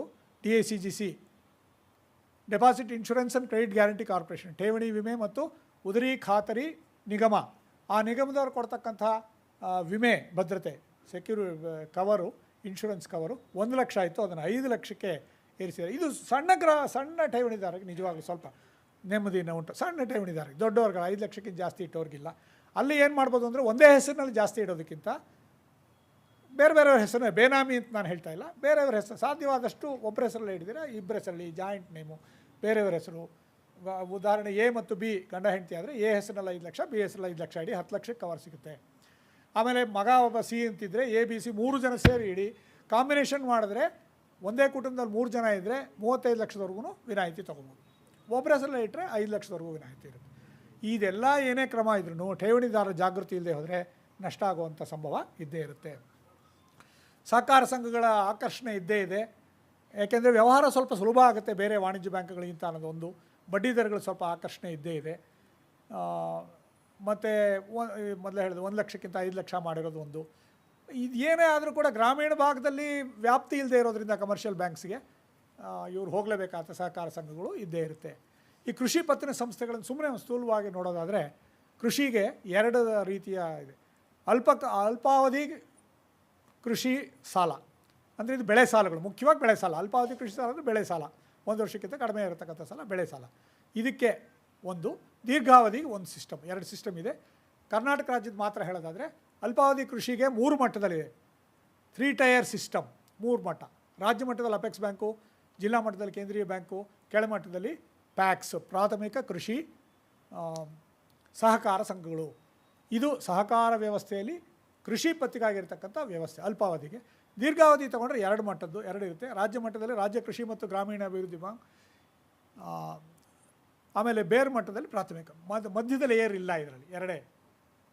ಕೆಲವು ರಾಜ್ಯಗಳಲ್ಲಿ ಇವೆರಡಕ್ಕೂ ಒಂದೇ ಸಿಸ್ಟಮ್ ಇದೆ. ಅದಕ್ಕೆ ಬೇರೆ 2 ಯಾಕೆ, ಅಲ್ಪಕಾಲೀನ ಏನು ದೀರ್ಘಕಾಲೀನ ಏನು, ಒಂದೇ ಸಂಸ್ಥೆಯವರು 2 ಕೊಡ್ತೀವಿ ಅಂತಾರೆ, ಓಕೆ. ಆಮೇಲೆ 3 ಸ್ತರ ಯಾಕೆ, 2 ಸ್ತರ ಸಾಕು. ರಾಜ್ಯ ಮಟ್ಟದಲ್ಲಿ ಸ್ಟೇಟ್ ಕೋಆಪರೇಟಿವ್ ಬ್ಯಾಂಕು, ಆಮೇಲೆ ಪ್ಯಾಕ್ಸ್ ಸಾಕು ಅಂತ. ಅದೇ ಈ ಥರ ವ್ಯತ್ಯಾಸ ಇದೆ. ಆಮೇಲೆ ಈ ಮಧ್ಯವರ್ತಿ ಬೇಕಾ ಅನ್ನೋ ಜಿಜ್ಞಾಸೆನೂ ಇದೆ. ವೈದ್ಯನಾಥನ್ ಸಮಿತಿ 2012ರಲ್ಲಿ ಅದು ಇದು ಮಾಡಿದಾಗ ವರದಿಯನ್ನು ಕೊಟ್ಟಾಗ ಹೇಳ್ತು ಈ ಡಿ ಸಿ ಸಿ ಬ್ಯಾಂಕ್ ಮಧ್ಯವರ್ತಿ ಯಾತಕ್ಕೆ ಅದು ಅನವಶ್ಯಕ ಇದನ್ನು ಪರಿಶೀಲಿಸಬೇಕು ಬೇಕೇ ಅಂತ. ಆವಾಗ ಕರ್ನಾಟಕದ 30 ಡಿ ಸಿ ಸಿ ಬ್ಯಾಂಕ್ಗಳಲ್ಲಿ 5-6 ಅದರ ಬಂಡವಾಳನೇ ಸೌದೋಗಿತ್ತು ಪೂರ್ತಿ. 1 ಲಕ್ಷ ರೂಪಾಯಿ ಬಂಡವಾಳ ಒಂದು ಸಹಕಾರ ಬ್ಯಾಂಕ್ಗೆ, ಸಂಘ ಅಲ್ಲ, ಒಂದು ಸಹಕಾರ ಬ್ಯಾಂಕಿಗೆ ಕನಿಷ್ಠ ಬಂಡವಾಳ ಎಷ್ಟು ಅಂದರೆ 1 ಲಕ್ಷ. ಯಾವ ಇಸ್ವಿಲ್ ಮಾಡಿದ್ರು, ಯಾವ ಕಾಲದಲ್ಲಿದ್ದರು. ಈಗ 1 ಲಕ್ಷಕ್ಕೆ ಏನು ಬೆಲೆ ಇದೆ? ಒಂದು ಬ್ಯಾಂಕಿನ ಬಂಡವಾಳ 1 ಲಕ್ಷ ಅಂದರೆ ಭಾಳ ಅಷ್ಟು ಇರಲಿಲ್ಲ. ಕರ್ನಾಟಕ ರಾಜ್ಯದ 30 ಬ್ಯಾಂಕ್ಗಳಲ್ಲಿ ಒಂದು 5-6 ಬ್ಯಾಂಕಿಗೆ 1 ಲಕ್ಷ ಕೂಡ ಇರಲಿಲ್ಲ. ಯಾಕೆ ಅಂದರೆ ತೋರಿಸಿರ್ತಾರೆ 2,50,00,000 ಬಂಡವಾಳ ಅಂತ ತೋರಿಸಿರ್ತಾರೆ ಬ್ಯಾಲೆನ್ಸ್ ಶೀಟ್ನಲ್ಲಿ. ಆದರೆ ಅಕ್ಯುಮುಲೇಟೆಡ್ ಲಾಸಸ್ಸು ಬೇಕಾದಷ್ಟು ಅಕ್ಯುಮುಲೇಟೆಡ್ ಲಾಸಸ್ಸು 250 ಲಕ್ಷಕ್ಕಿಂತ 2.5 ಕೋಟಿ ಅಂತ ಅಲ್ಲಿ ತೋರಿಸಿದ್ರು ಅಕ್ಯುಮುಲೇಟೆಡ್ ಲಾಸಸ್ ಅದಕ್ಕಿಂತ ಜಾಸ್ತಿ ಇದ್ದರೆ ಬಂಡವಾಳ ಅದನ್ನು ಕಳೀತಾರೆ. ಅಕ್ಯುಮುಲೇಟೆಡ್ ನಷ್ಟಗಳೆಲ್ಲ ಕಳೆದು ಬಂಡವಾಳ ನೋಡಿದಾಗ 1 ಲಕ್ಷಕ್ಕಿಂತ ಕಮ್ಮಿ ಇದ್ದಂಥ ಬ್ಯಾಂಕ್ಗಳಿತ್ತು. ಅದನ್ನೆಲ್ಲ ಬಹಳ ಮಟ್ಟಿಗೆ ಸರಿಪಡಿಸಿದ್ರು. ಈಗ ಅಂಥ ದುಸ್ಥಿತಿ ಇಲ್ಲ. ಸಹಕಾರ ತರಬೇತಿ ಪತ್ರಿಕೆ ಪ್ರಚಾರ ನಾವೀಗಾಗಲೇ ನೋಡಿದಾಗೆ ಒಂದು ತತ್ವ, ಸಹಕಾರದ ಒಂದು ಮುಖ್ಯವಾದ ತತ್ವ ಸಹಕಾರ ಶಿಕ್ಷಣ ತರಬೇತಿ ಪ್ರಚಾರ, ಅದು ಒಂದು ತತ್ವ. ಶಿಕ್ಷಣ ಇಲ್ಲದೇ ಯಾವುದೂ ಆಗಲ್ಲ. ಇಲ್ಲಿ NCCT ಅಂತ national cooperative national cooperative credit ಟ್ರೈನಿಂಗಾ ಅಲ್ಲ, NCCTನ ಏನು, ಆ ಸಂಸ್ಥೆ 20 ಸಂಸ್ಥೆ ರಾಷ್ಟ್ರ ಮಟ್ಟದ ರಾಜ್ಯ ಮಟ್ಟದ ಸಂಸ್ಥೆಗಳು ಅದರಡಿ ಬರುತ್ತೆ. ಅದು ರಾಷ್ಟ್ರೀಯ ಸಂಸ್ಥೆಯಡಿ ಮುಖ್ಯವಾದ 2 ಹೇಳ್ತೀನಿ. ಪುಣೆಯ ವೈಕುಂಠ ಮೆಹ್ತಾ, ಅದು ನ್ಯಾಷನಲ್ ಇನ್ಸ್ಟಿಟ್ಯೂಟ್ ಒಂದು ಉದಾಹರಣೆ. ಕರ್ನಾಟಕದಲ್ಲಿ RICM regional institute for cooperative management, ಇದು ಇದೆ. ತರಬೇತಿಗೋಸ್ಕರ ಮೀಸಲಾದಂಥ ಸಂಸ್ಥೆಗಳಿದ್ದು.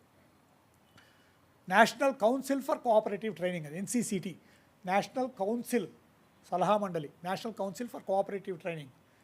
ತರಬೇತಿ ಮತ್ತು ಮಾನವ ಸಂಪನ್ಮೂಲ ಅಭಿವೃದ್ಧಿಗೆ ಮೀಸಲಾದಂಥ ರಾಷ್ಟ್ರಮಟ್ಟದ ಸಂಸ್ಥೆ. ಈ ತರಬೇತಿಗೋಸ್ಕರನೇ ಟ್ರೈನಿಂಗ್ ಫಂಡ್ ಅಂತಲೇ ಕೊಡ್ತಾರೆ, ಕೋಆಪರೇಟಿವ್ ಎಜುಕೇಷನ್ ಫಂಡ್. ಸಹಕಾರ ಶಿಕ್ಷಣ ನಿಧಿ, ಅದಕ್ಕೆ ಪ್ರತಿಯೊಂದು ಸಹಕಾರ ಸಂಘನೂ 2% ತನ್ನ ಲಾಭದ 2% ಮೊತ್ತವನ್ನು ಅದಕ್ಕೆ ಕಾಣಿಕೆಯಾಗಿ ನೀಡಬೇಕು. ಅದು ಕೊನೆಯಲ್ಲಿ ಇದಕ್ಕೆ ಹೋಗುತ್ತೆ. ಫೆಡರೇಷನ್ ಮಟ್ಟದಲ್ಲಿ ಉದಾಹರಣೆ ರಾಜ್ಯ ಸಹಕಾರ ಸಂಘಗಳ ಫೆಡರೇಷನ್ ಒಕ್ಕೂಟ ಏನಿದೆ, ಆ ಒಕ್ಕೂಟ ತಾನೂ ತರಬೇತಿ ಕೊಡೋದ್ರಿಂದ 1% ಅದು ಇಟ್ಕೊಳುತ್ತೆ, ಉಳಿದ 1% ಅವ್ರು ಕೊಡ್ತಾರೆ. ಹೀಗೆ ಉಳಿದ ಎಲ್ಲ ಫೆಡರೇಷನ್ಗಳು NCCT ಕೊಡ್ತಾರೆ, national council for cooperative training, ಅದು ಕೊಡುತ್ತೆ.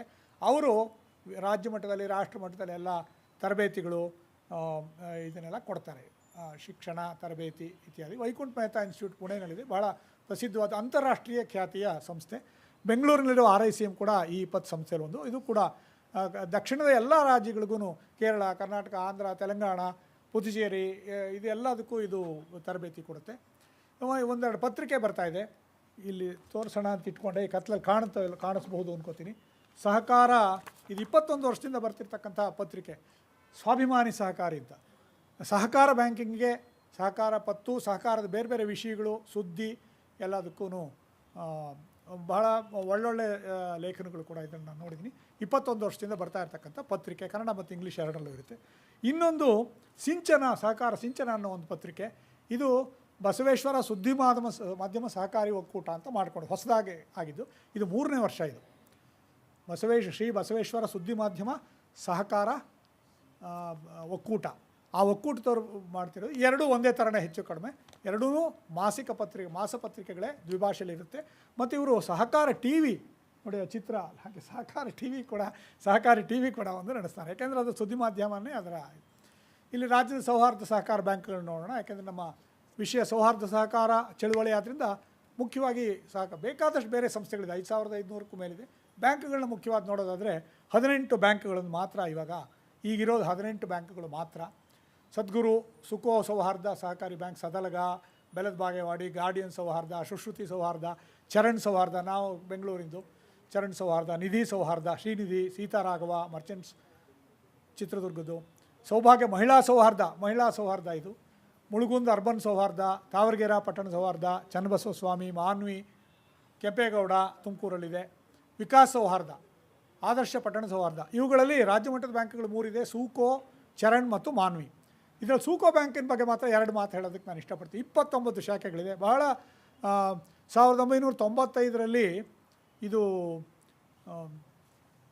ಇದು ಸ್ಟಾರ್ಟ್ ಆಗಿದ್ದು 1999ರಲ್ಲಿ ಆರಂಭ ಆಗಿದ್ದ ಬ್ಯಾಂಕು ಸಿಂಧನೂರಿನಲ್ಲಿ. ಸೂಕೋ ಅಂದರೆ ಸಿಂಧನೂರು ಅರ್ಬನ್ ಕೋಆಪರೇಟಿವ್ ಬ್ಯಾಂಕ್ ಅಂತ, ಸೂಕೋ. ಇವಾಗ ಸೂಕೋ ಅಂತಲೇ ಹೇಳ್ತಾರೆ, ಆದರೆ ಸಿಂಧನೂರಲ್ಲಿ ಮೊದಲನೇ ಶಾಖೆ, 19 ಶಾಖೆ ಇದೆ. ಭಾಳ ಒಳ್ಳೆಯ ಬ್ಯಾಂಕು, ತುಂಬ 29 ಶಾಖೆಗಳು, ಮುಂಚೂಣಿಯಲ್ಲಿರ್ತಕ್ಕಂಥ ಸೌಹಾರ್ದ ಬ್ಯಾಂಕ್ ಇದು. ಲಾಭದಲ್ಲಿದೆ.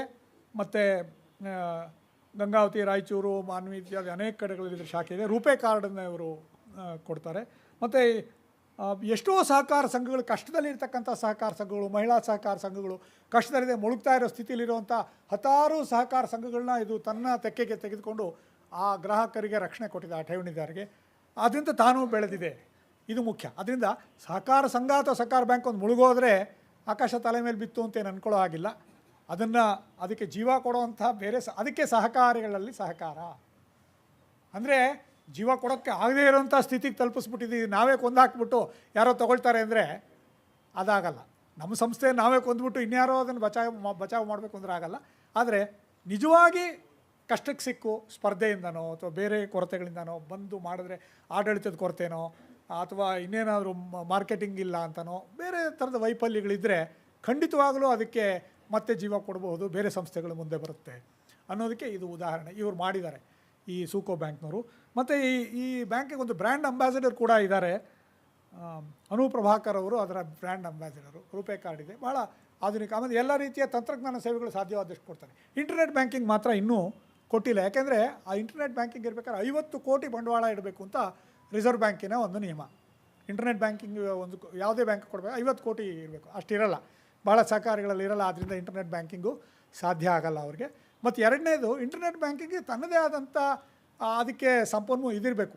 ಅದಕ್ಕೆ ಬೇಕಾದಷ್ಟು ಖರ್ಚು ಮಾಡೋ ಶಕ್ತಿ ಇರಬೇಕು. ಅದಕ್ಕೆ ಸಿಬ್ಬಂದಿ, ತರಬೇತಿ, ಅದನ್ನು ಮಾಡೋ ವ್ಯವಸ್ಥೆ ಅದೆಲ್ಲ ಇರಬೇಕು. ಇಲ್ಲೇ ಇದ್ದರೆ ಆಗಲ್ಲ. ಆದ್ದರಿಂದ ಬೇರೆ ಥರದ ಈ ರೆಮಿಟೆನ್ಸ್ ಸರ್ವೀಸಸ್ಸು, ನೆಫ್ಟು, RTGS ಈ ಥರದ್ದನ್ನೆಲ್ಲ ಮಾಡೋದಕ್ಕೆ ಅವಕಾಶ ಕೊಟ್ಟಿರ್ತಾರೆ. ಇದೊಂದು ಬಗ್ಗೆ, ಎಲ್ಲ ಬ್ಯಾಂಕಿನ ಬಗ್ಗೆನೂ ಹೇಳೋಕ್ಕಲ್ಲ. ಸುಶ್ರುತಿ ಸೌಹಾರ್ದ ಸಹಕಾರ ಬ್ಯಾಂಕು ಈಗ ಜೂನ್ ತಿಂಗಳಲ್ಲಿ ರಿಸರ್ವ್ ಬ್ಯಾಂಕ್ ಹೇಳಿದೆ ಲೈಸೆನ್ಸನ್ನು ರದ್ದು ಮಾಡಿಬಿಟ್ಟಿದೆ. ಅದ್ರ ಬಗ್ಗೆ ಏನು ಹೇಳಬೇಕಾದ್ದೇನಿಲ್ಲ. ಅದರ ವಿವರಗಳು ನನಗೆ ಗೊತ್ತಿಲ್ಲ. ವಿವರಗಳು ಅದು ಪಿಂಡಿದಲ್ಲಿ ಇರೋದದು. ಜೂನ್ 23ರಲ್ಲಿ ಈ ಬ್ಯಾಂಕಿನ ಪರವಾನಗಿ ರದ್ದಾಗಿದೆ ಅಂತ ನನಗೆ ಗೊತ್ತಾಗಿದೆ. ಆಮೇಲೆ ಇನ್ನೊಂದು ಬ್ಯಾಂಕಿನ ಬಗ್ಗೆ ನಾನು ಮಾನ್ವಿ ಪಟ್ಟಣ ಸೌಹಾರ್ದ ಬ್ಯಾಂಕ್ ಕೂಡ, ಅದು ಕೂಡ ಒಳ್ಳೆಯ ಬ್ಯಾಂಕೆ. 22 ಶಾಖೆಗಳಿದೆ. ಇದು ರಾಜ್ಯ ಮಟ್ಟದ ಬ್ಯಾಂಕು. 3 ಚರಣ್ 10 ಶಾಖೆ ಇದೆ. ಎಲ್ಲ ಬೆಂಗಳೂರಿನೊಳಗೆ ಇದೆ. ಒಂದು ಮಾತ್ರ ಶಿವಗಂಗೆಯಲ್ಲಿದೆ. ನೆಲಮಂಗಲ ತಾಲೂಕು, ಬೆಂಗಳೂರು ಗ್ರಾಮೀಣ ಜಿಲ್ಲೆ ಅಷ್ಟು ಶಾಖೆಗಳಿದೆ 10. ಉಳಿದವೆಲ್ಲ ಜಿಲ್ಲಾ ಮಟ್ಟದವು ಅಥವಾ ತಾಲೂಕು ಮಟ್ಟದವು. ಇನ್ನೊಂದು ವಿಕಾಸ್ ಸೌಹಾರ್ದ ಸಹಕಾರಿ ಬ್ಯಾಂಕ್ ಹೊಸಪೇಟೆ. ಇದ್ರದ್ದು ಭಾಳ ವಿಚಿತ್ರ. ಒಂದು ಸಲ ಅವ್ರಿಗೆ ಕ್ಲಾಸ್ ತೊಗೊಳ್ತಾ ಇದ್ವಿ, ಡಿಪ್ಲೊಮಾ ಒಂದೂವರೆ ತಿಂಗಳು 2 ತಿಂಗಳು ಡಿಪ್ಲೊಮಾ ಕ್ಲಾಸಿಗೆ ಬಂದಿದ್ದರು ನಮ್ಮ ಸಂಸ್ಥೆಗೆ. ಅಲ್ಲಿ ದಿನಾಗಲೂ ತರಗತಿ ತೊಗೊಳ್ತಾ ಇದ್ದೆ. ಅವರು ತೊಗೊಂಡಾಗ ನೆಗೋಷಿಯಬಲ್ ಇನ್ಸ್ಟ್ರೂಮೆಂಟ್ ಆ್ಯಕ್ಟ್ ಮಾಡುವಾಗ ನಿಮ್ಮ ಬ್ಯಾಂಕಿಗೆ ರಜಾ ಯಾವತ್ತು ಅಂತ ಕೇಳಿದೆ. ಭಾನುವಾರ ರಜಾ ಸಾಮಾನ್ಯವಾಗಿರುತ್ತೆ. ಆಮೇಲೆ ರಜಾನೇ ಇಲ್ಲ ಅಂದರು. ಆಮೇಲೆ ನಾನು ಹೇಳಿದೆ ಆಗಸ್ಟ್ 15 ಬಂದರೆ, ಯಾಕೆಂದರೆ ಡ್ಯೂ ಡೇಟ್ ಆಫ್ ಬಿಲ್ 15ನೇ ತಾರೀಕು ಬಂದಾಗ ಆಗಸ್ಟ್ 15 ಬಂದರೆ ಏನು ಮಾಡಬೇಕು ಅನ್ನೋದು ಹೇಳಬೇಕಾಗಿತ್ತು ನಾನು. ಅದನ್ನು ಮಾಡೋಕ್ಕೆ ಹೋದರೆ ಇಲ್ಲ ಸರ್ ರಜಾ ಇಲ್ಲ, ಆಗಸ್ಟ್ 15 ನಮ್ಮ ಬ್ಯಾಂಕಿಗೆ ರಜಾ ಇಲ್ಲ. ಆಶ್ಚರ್ಯ ಆಗೋಯ್ತು ನನಗೆ. ಆಮೇಲೆ ಅದ್ರ ಹಿಂದೆ ಒಬ್ಬರು ನಿರ್ದೇಶಕರು ವೀಕ್ಷಕರಾಗಿ ಕೂತಿದ್ರು. ಅವ್ರನ್ನ ಕೇಳಿದೆ, ಏನಿದು ಈಗ ಹೇಳ್ತಿದ್ದಾರೆ ಹೊಸಬರು, ಇವ್ರಿಗೆ ಗೊತ್ತಿಲ್ವಾ ಅಂತ. ಇಲ್ಲ ಸರ್ ನಮ್ಮ ಬ್ಯಾಂಕಿಗೆ ರಜಾನೇ ಇಲ್ಲ ಅಂತ. ಭಾಳ ಸಂತೋಷ ಆಯಿತು. ಅನೇಕ ವೇದಿಕೆಗಳನ್ನು ನಾನು ಇದನ್ನು ಹಂಚ್ಕೊಂಡಿದ್ದೀನಿ. 365 ದಿನವೂ ಕೆಲಸ ಮಾಡ್ತಕ್ಕಂಥ ಬ್ಯಾಂಕು ನಿಜವಾಗಲೂ ಹೆಮ್ಮೆ ತರೋದು. ಬೆಳಗ್ಗೆ 8ರಿಂದ ರಾತ್ರಿ 8ರಿಂದ 8. ಇದೊಂದೇ ಸಾಕು. ಇನ್ನು ಉಳಿದಿದ್ದು ಅದು ಹೇಗಿದೆಯೋ ನನಗೆ ಗೊತ್ತಿಲ್ಲ. ಆದರೆ ಇದರಿಂದ ಅವರ ಮನೋಭಾವ ತಿಳಿಯುತ್ತೆ. ಇಷ್ಟು ಅನೇಕ. ಆಮೇಲೆ ಈ ಸೌಹಾರ್ದ ಕಾಯ್ದೆ ಇದೆಯಲ್ಲ, ಪ್ಯಾರಲಲ್ ಆ್ಯಕ್ಟು, ಇದೇನು ಅಂದರೆ ಈಗಿರೋ ಸಂಸ್ಥೆಗಳು ಕನ್ವರ್ಟ್ ಆಗ್ಬೋದು. ಹೊಸದಾಗೇ ಆಗಬೇಕು ಅಂತೇನಿಲ್ಲ. ಈಗ ನಮ್ಮ ರಾಜ್ಯದ ಸಹಕಾರ ಕಾಯ್ದೆಯಲ್ಲಿರುವಂಥ ಸಂಘಗಳು ಇದರ ಅಡಿ ನೋಂದಾವಣೆ ರಿಜಿಸ್ಟ್ರಾರ್ ಹತ್ರನೇ, RCS ರಿಜಿಸ್ಟ್ರಾರ್ ಆಫ್ ಕೋಆಪರೇಟಿವ್ ಸೊಸೈಟಿಯಲ್ಲಿ ನೋಂದಾವಣೆ ಆಗೋದು. ರಿಜಿಸ್ಟ್ರಾರೋ, ಅಡಿಷನಲ್ ರಿಜಿಸ್ಟ್ರಾರೋ, ಸಬ್ ರಿಜಿಸ್ಟ್ರಾರೋ ಅವ್ರ ಹತ್ರನೇ ಆಗೋದು. ಆದರೆ ಈ ಕಾಯ್ದೆಯಡಿ ನೋಂದಾವಣೆ ಆಗುತ್ತೆ. ಇಷ್ಟು 5597 ಇದೆ. ಇದರಲ್ಲಿ ಸುಮಾರು 10ನೇ ಒಟ್ಟು ಸಹಕಾರ ಸಂಘಗಳಲ್ಲಿ ಎಷ್ಟಿದೆ ಅಂತ ನನಗೆ ಸರಿಯಾದ ಮಾಹಿತಿ ಸಿಗಲಿಲ್ಲ. ಆದರೆ ಒಂದು ಅಂದಾಜಿನ ಪ್ರಕಾರ ಒಟ್ಟು ರಾಜ್ಯದ ಸಹಕಾರ ಸಂಸ್ಥೆಗಳ ಸಂಖ್ಯೆ 10ನೇ ಒಂದು ಭಾಗ ವ್ಯವಹಾರ ಇವ್ರದ್ದಿದೆ ಅಷ್ಟೇ. 10ನೇ ಒಂದು ಭಾಗ ಸೌಹಾರ್ದ. ಶುರುವಾಗಲೇ 23 ವರ್ಷ ಆಯಿತು, 2001ರಲ್ಲಿ ಶುರುವಾಗಿದ್ದು. ಸೌಹಾರ್ದ ಸಹಕಾರಿಗಳಲ್ಲಿ ವೈಫಲ್ಯ ಅನ್ನೋದು ಕೊಂಚ ಹೆಚ್ಚಾಗಿದೆ ಅಂತ ಹೇಳ್ತಾರೆ ಕೆಲವರು. ಅದಕ್ಕೆ ಕಾರಣ ಏನು ಅಂತಂದರೆ ರಿಜಿಸ್ಟ್ರಾರ್ ಆಫ್ ಕೋಆಪರೇಟಿವ್ ಸೊಸೈಟಿ ನಿಯಂತ್ರಣ ಇಲ್ಲ, RCS ನಿಯಂತ್ರಣ ಇಲ್ಲ, ಸರ್ಕಾರದ ಹಸ್ತಕ್ಷೇಪ ಕಡಿಮೆ, ಆದ್ದರಿಂದ ಅಲ್ಲಿ ಜಾಸ್ತಿ ಆಗಿದೆ ಅಂತ. 905 ಲಿಕ್ವಿಡೇಷನಲ್ಲಿದೆ ಅಂತ ಅಂಕಿಅಂಶಗಳು. ಇದು ಸರಿಯಾದಂಥ ಅಂಕಿಅಂಶಗಳೇನೆ, ಇಲ್ಲ ಅಂತಲ್ಲ. ಆದರೆ RCSಲ್ಲಿ ಬರುವಂಥ ನಮ್ಮ ಬೇರೆ ಸಹಕಾರ ಸಂಘ ಈಗಿರುವಂಥ ಇದರಲ್ಲಿ ಸಹಕಾರ ಅಧಿನಿಯಮದಲ್ಲಿ ನಿಜವಾಗಲೂ ಲಿಕ್ವಿಡೇಟ್ ಮಾಡಬೇಕಾದ್ದು ಕೂಡ ಕಾರ್ಯಪ್ರವೃತ್ತ ಆಗಿದ್ರೆ ಹಾಗೇ ಬಿಟ್ಟಿರುವಂಥ ಸಂಸ್ಥೆಗಳು ಬೇಕಾದಷ್ಟು ಸಂಖ್ಯೆ ಇದೆ. ಆದ್ದರಿಂದ ಇಲ್ಲಿ ಸ್ವಲ್ಪ ಅಂಕಿಅಂಶ ಜಾಸ್ತಿ ವೈಫಲ್ಯ ಕಾಣಿಸ್ಬೋದು. ಹಾಗನ್ಬಿಟ್ಟು ನಾನು ಸೌಹಾರ್ದ ಚಳವಳಿಯನ್ನು ಬೆಂಬಲಿಸ್ತೀನಿ ಅಂತ ಏನಲ್ಲ, ಇದು ಹೊಸ ಪ್ರಯೋಗ ಅನ್ನೋದನ್ನು ನಾವು ಗುರುತಿಸ್ಬೇಕಷ್ಟೆ. ಆಮೇಲೆ ಆಂಧ್ರ ಪ್ರದೇಶದಲ್ಲಿ ಮೊದಲನೇ ಬಾರಿ ಬಂತು 1997ರಲ್ಲಿ ಇದನ್ನು ಕೇಂದ್ರ ಶಿಫಾರಸು ಮಾಡಿದಾಗ ಆಂಧ್ರ ಪ್ರದೇಶ ಮೊದಲು ಜಾರಿಗೆ ತಂತು ಸೌಹಾರ್ದ ಆ್ಯಕ್ಟು. ಅದು ಹೆಸರು ಬೇರೆ ಕೊಟ್ಟಿದ್ದಾರೆ, ಲಿಬರಲ್ ಕೋಆಪರೇಟಿವ್ ಆ್ಯಕ್ಟ್, ಅದು ಬೇರೆ ಹೆಸರು, ಸೌಹಾರ್ದ ಅಂತ ಕೊಟ್ಟಿಲ್ಲ, ಬೇರೆ ಥರ. ಆದರೆ ಕಾನ್ಸೆಪ್ಟ್ ಇದೇನೆ. ಇಲ್ಲಿ ಸೌಹಾರ್ದ ಅಂತ ಕೊಟ್ಟಿದ್ದಾರೆ. ಇದು 2ನೇ ರಾಜ್ಯ. ಉಳಿದ ರಾಜ್ಯಗಳಲ್ಲಿ ಸೌಹಾರ್ದ ಅಂದರೆ ಅಥವಾ ಪ್ಯಾರಲಲ್ ಕೋಆಪರೇಟಿವ್ ಆ್ಯಕ್ಟು ಇಲ್ಲ. ಉದಾರ ಸಹಕಾರ ಅಧಿನಿಯಮ ಅಥವಾ ಕಾಯ್ದೆ ಇರೋದು ಇವೆರಡು ರಾಜ್ಯಗಳಲ್ಲಿ ಮಾತ್ರ. ಕೆಲವು ಕಾಯ್ದೆಗಳು 3 ಕಾಯ್ದೆ ಅಂತ ಮೊದಲೇ ಹೇಳಿದೆ. ಇವೆರಡು ಕಾಯ್ದೆ ಈಗಾಗಲೇ ನೋಡಿದ್ವಿ. ಒಂದು ಕರ್ನಾಟಕ ಸ್ಟೇಟ್ ಕೋಆಪರೇಟಿವ್ ಆ್ಯಕ್ಟು, 2ನೇದು ಸೌಹಾರ್ದ ಕೋಆಪರೇಟಿವ್ ಆ್ಯಕ್ಟು, ಎರಡೂ ರಾಜ್ಯದ್ದೇನೆ. ಇನ್ನೊಂದು ಮಲ್ಟಿಪರ್ಪಸ್ ಕೋಆಪರೇಟಿವ್ ಸೊಸೈಟಿ ಆ್ಯಕ್ಟು, ಬಹುರಾಜ್ಯ ಸಹಕಾರ ಸಂಘಗಳ ಅಧಿನಿಯಮ. ಇದು ರಾಜ್ಯದ ಆಯಿತು. ಒಂದಕ್ಕಿಂತ ಹೆಚ್ಚು ರಾಜ್ಯದಲ್ಲಿ ಕೆಲಸ ಮಾಡ್ತಿರೋದು. ಇವಾಗ ಇದು ವ್ಯತ್ಯಾಸ ಏನು ಅನ್ನೋದನ್ನು ಬೇಕಾದಷ್ಟು ಸಾಮ್ಯಗಳು ಜಾಸ್ತಿ ಅನ್ನೋದು ಜ್ಞಾಪಕ ಇರಬೇಕಷ್ಟೆ. ಬೇಕಾದಷ್ಟು ಸೆಕ್ಷನ್ ಇದೆ. ಇಡೀ ಆ್ಯಕ್ಟ್ ತೊಗೊಂಡೋದ್ರೆ ನಾವೇನದನ್ನು ಕಾನೂನು ಅಧ್ಯಯನ ಮಾಡಬೇಕಾಗಿಲ್ಲ, ಅಷ್ಟು ಸಮಯನೂ ಇಲ್ಲ, ನಮಗೆ ಅಗತ್ಯನೂ ಇಲ್ಲ. ಸಾಮಾನ್ಯವಾದ ಅಂಶಗಳು ಬಹಳ ಇದೆ. ಸೌಹಾರ್ದ ಕಾಯ್ದೆಗೂ ನಮ್ಮ ಮೊದಲಿದ್ದಂಥ ಸಹಕಾರ ಕಾಯ್ದೆಗೂ ಸಾಮ್ಯಗಳು ಬಹಳಷ್ಟಿದೆ, ಬಹಳಷ್ಟು ಸಾಮ್ಯ. 90% ಸಾಮ್ಯ ಇದೆ ಅಂತ ನಾವು ಅಂದಾಜು ಮಾಡ್ಬೋದು. ವ್ಯತ್ಯಾಸಗಳು ಕೆಲವು ಮಾತ್ರ. ಏನು? ಹೆಚ್ಚಿನ ಸ್ವಾತಂತ್ರ್ಯ ಅನ್ನೋದೊಂದು ಅಷ್ಟೇ ಮುಖ್ಯವಾಗಿ. ಅದೇ ವಿವರಗಳು ನಮಗೆ ಅರ್ಥ ಆಗದೇ ಇರ್ಬೋದು. ಆಮೇಲೆ ಈ ರಾಜ್ಯ ಸಹಕಾರ ಕಾಯ್ದೆ ಒಳಗೆ ಸರ್ಕಾರದ ನೆರವು ಪಡಿಬಹುದು. ಇದರಲ್ಲಿ ಸರ್ಕಾರದಿಂದ ನೆರವು ಪಡೆದಿರೋ ಹಾಗಿಲ್ಲ. ಯಾಕೆಂದರೆ ಸರ್ಕಾರದ ನೆರವು ಪಡಿತು ಅಂದರೆ ಸರ್ಕಾರದ ಹಸ್ತಕ್ಷೇಪ ಜಾಸ್ತಿ ಆಗಬೇಕಾಗತ್ತೆ. ಇಲ್ಲಿ ನೆರವು ಪಡೆದಿರೋ ಹಾಗಿಲ್ಲ. ಅದೊಂದು ಮುಖ್ಯವಾದಂಥ ವ್ಯತ್ಯಾಸ. 2ನೇದು ಸಹಕಾರ ಸಂಘಗಳ ನಿಬಂಧಕರಿಂದ ಮೇಲ್ವಿಚಾರಣೆ, ಉಸ್ತುವಾರಿ, ನಿಯಂತ್ರಣ ಅವರು ಮಾಡ್ತಾರೆ. ಆದರೆ ಇಲ್ಲಿ ಸಹಕಾರ ಸಂಘದ ನಿಬಂಧಕರು ಮಾಡೋದಿಲ್ಲ. ರಿಜಿಸ್ಟ್ರಾರ್ ಆಫ್ ಕೋಆಪರೇಟಿವ್ ಸೊಸೈಟೀಸ್ನವರು ಇದನ್ನು ನಿಯಂತ್ರಣ ಮಾಡಲ್ಲ, ಮೇಲ್ವಿಚಾರಣೆ ಮಾಡಲ್ಲ. ಆ ಮೇಲ್ವಿಚಾರಣೆ ನಿಯಂತ್ರಣ ಎಲ್ಲ ಸಂಯುಕ್ತ ಸಹಕಾರಿ, ಸಂಯುಕ್ತ ಕೋಆಪರೇಟಿವ್ ಫೆಡರೇಷನ್, ಸೌಹಾರ್ದ ಕೋಆಪರೇಟಿವ್ ಫೆಡರೇಷನ್, ಆ ಫೆಡರೇಷನ್ನವ್ರು ಮಾಡ್ತಾರೆ. ಸಹಕಾರ ಸಂಘಕ್ಕೆ ರಾಜ್ಯದ ಪ್ರತಿನಿಧಿಯನ್ನು ನೇಮಿಸುವ ಅಧಿಕಾರ ಇರುತ್ತೆ. ಇಲ್ಲಿ ರಾಜ್ಯದ ಪ್ರತಿಯನ್ನು ಸಂಘಕ್ಕೆ ನೇಮಿಸ್ತಾರೆ, ಸರ್ಕಾರದ ಪ್ರತಿನಿಧಿ. ಆದರೆ ಇದರಲ್ಲಿ ಇಲ್ಲ. ನಿಬಂಧಕರು ಹಾಗೆ ತನ್ನ ರಾಜ್ಯದ ಪ್ರತಿನಿಧಿ ಅಂತ ಹೇಳಿ ನೇಮಿಸೋ ಹಾಗಿಲ್ಲ. ಹೀಗಾಗಿ ಇದು ಹೆಚ್ಚಾಗಿದೆ, ಸ್ವಾತಂತ್ರ್ಯ ಇಲ್ಲಿ ಹೆಚ್ಚಾಗಿದೆ. ಇನ್ನೂ ಅನೇಕ ನಿಯಮಗಳಿದೆ, ಆ ವಿವರಗಳಿಗೆ ನಾನು ಹೋಗಲ್ಲ. ನಮಗೆ ಆ ವಿವರಗಳ ಅರ್ಥನೂ ಆಗಲ್ಲ. ಯಾಕೆಂದರೆ ಅದ್ರ ಪರಿಚಯ ಇದ್ದವ್ರಿಗೆ ಅದು ಗೊತ್ತಾಗುತ್ತೆ. ಉಳಿದವ್ರಿಗೆ ಒಟ್ಟಿನಲ್ಲಿ ಏನು ಹೇಳ್ಬೋದು, ಸರ್ಕಾರದ ಹಸ್ತಕ್ಷೇಪ ಬಹಳ ಕಡಿಮೆ. ಹಾಗನ್ಬಿಟ್ಟು ಬ್ಯಾಂಕ್ ಆಗಿರ್ತಕ್ಕಂಥ ಸಂಸ್ಥೆ ರಿಸರ್ವ್ ಬ್ಯಾಂಕ್ ಕಳಿಸ್ಬೇಕಾದಂಥ ಅದರಲ್ಲೆಲ್ಲ ಯಾವ ಇದೂ ಇಲ್ಲ, ಸ್ವಾತಂತ್ರ್ಯನೂ ಇಲ್ಲ. ಮತ್ತು ಗಿಂಡ ಆ ಥರ BR ಆ್ಯಕ್ಟ್ ಎಲ್ಲಕ್ಕೂ ಅಪ್ಲೈ ಆಗುತ್ತೆ, ಬ್ಯಾಂಕಿಂಗ್ ರೆಗ್ಯುಲೇಷನ್ ಆ್ಯಕ್ಟ್ ಎಲ್ಲ ಬ್ಯಾಂಕ್ಗಳಿಗೂ ಅಪ್ಲೈ ಆಗುತ್ತೆ. ಆದರೆ ಈ ಕಾಯ್ದೆ ಸಹಕಾರ ಸಂಘಗಳು ಬ್ಯಾಂಕ್ಗಳು ಎರಡಕ್ಕೂ ಅಪ್ಲೈ ಆಗುತ್ತೆ. ಅಲ್ಲಿ ಸ್ವಲ್ಪ ಸ್ವಾಯತ್ತತೆ ಜಾಸ್ತಿ ಇದೆ. ಈ ಬಲವರ್ಧನೆಗೆ ಏನು ಮಾಡಿದ್ರು ಸರ್ಕಾರದವರು ಅಂತ ನಾವು ನೋಡೋದು ಸಮಪ್ ಮಾಡೋಣ. ಏನು ಮಾಡಿದ್ದಾರೆ ಬಲವರ್ಧನೆಗೆ?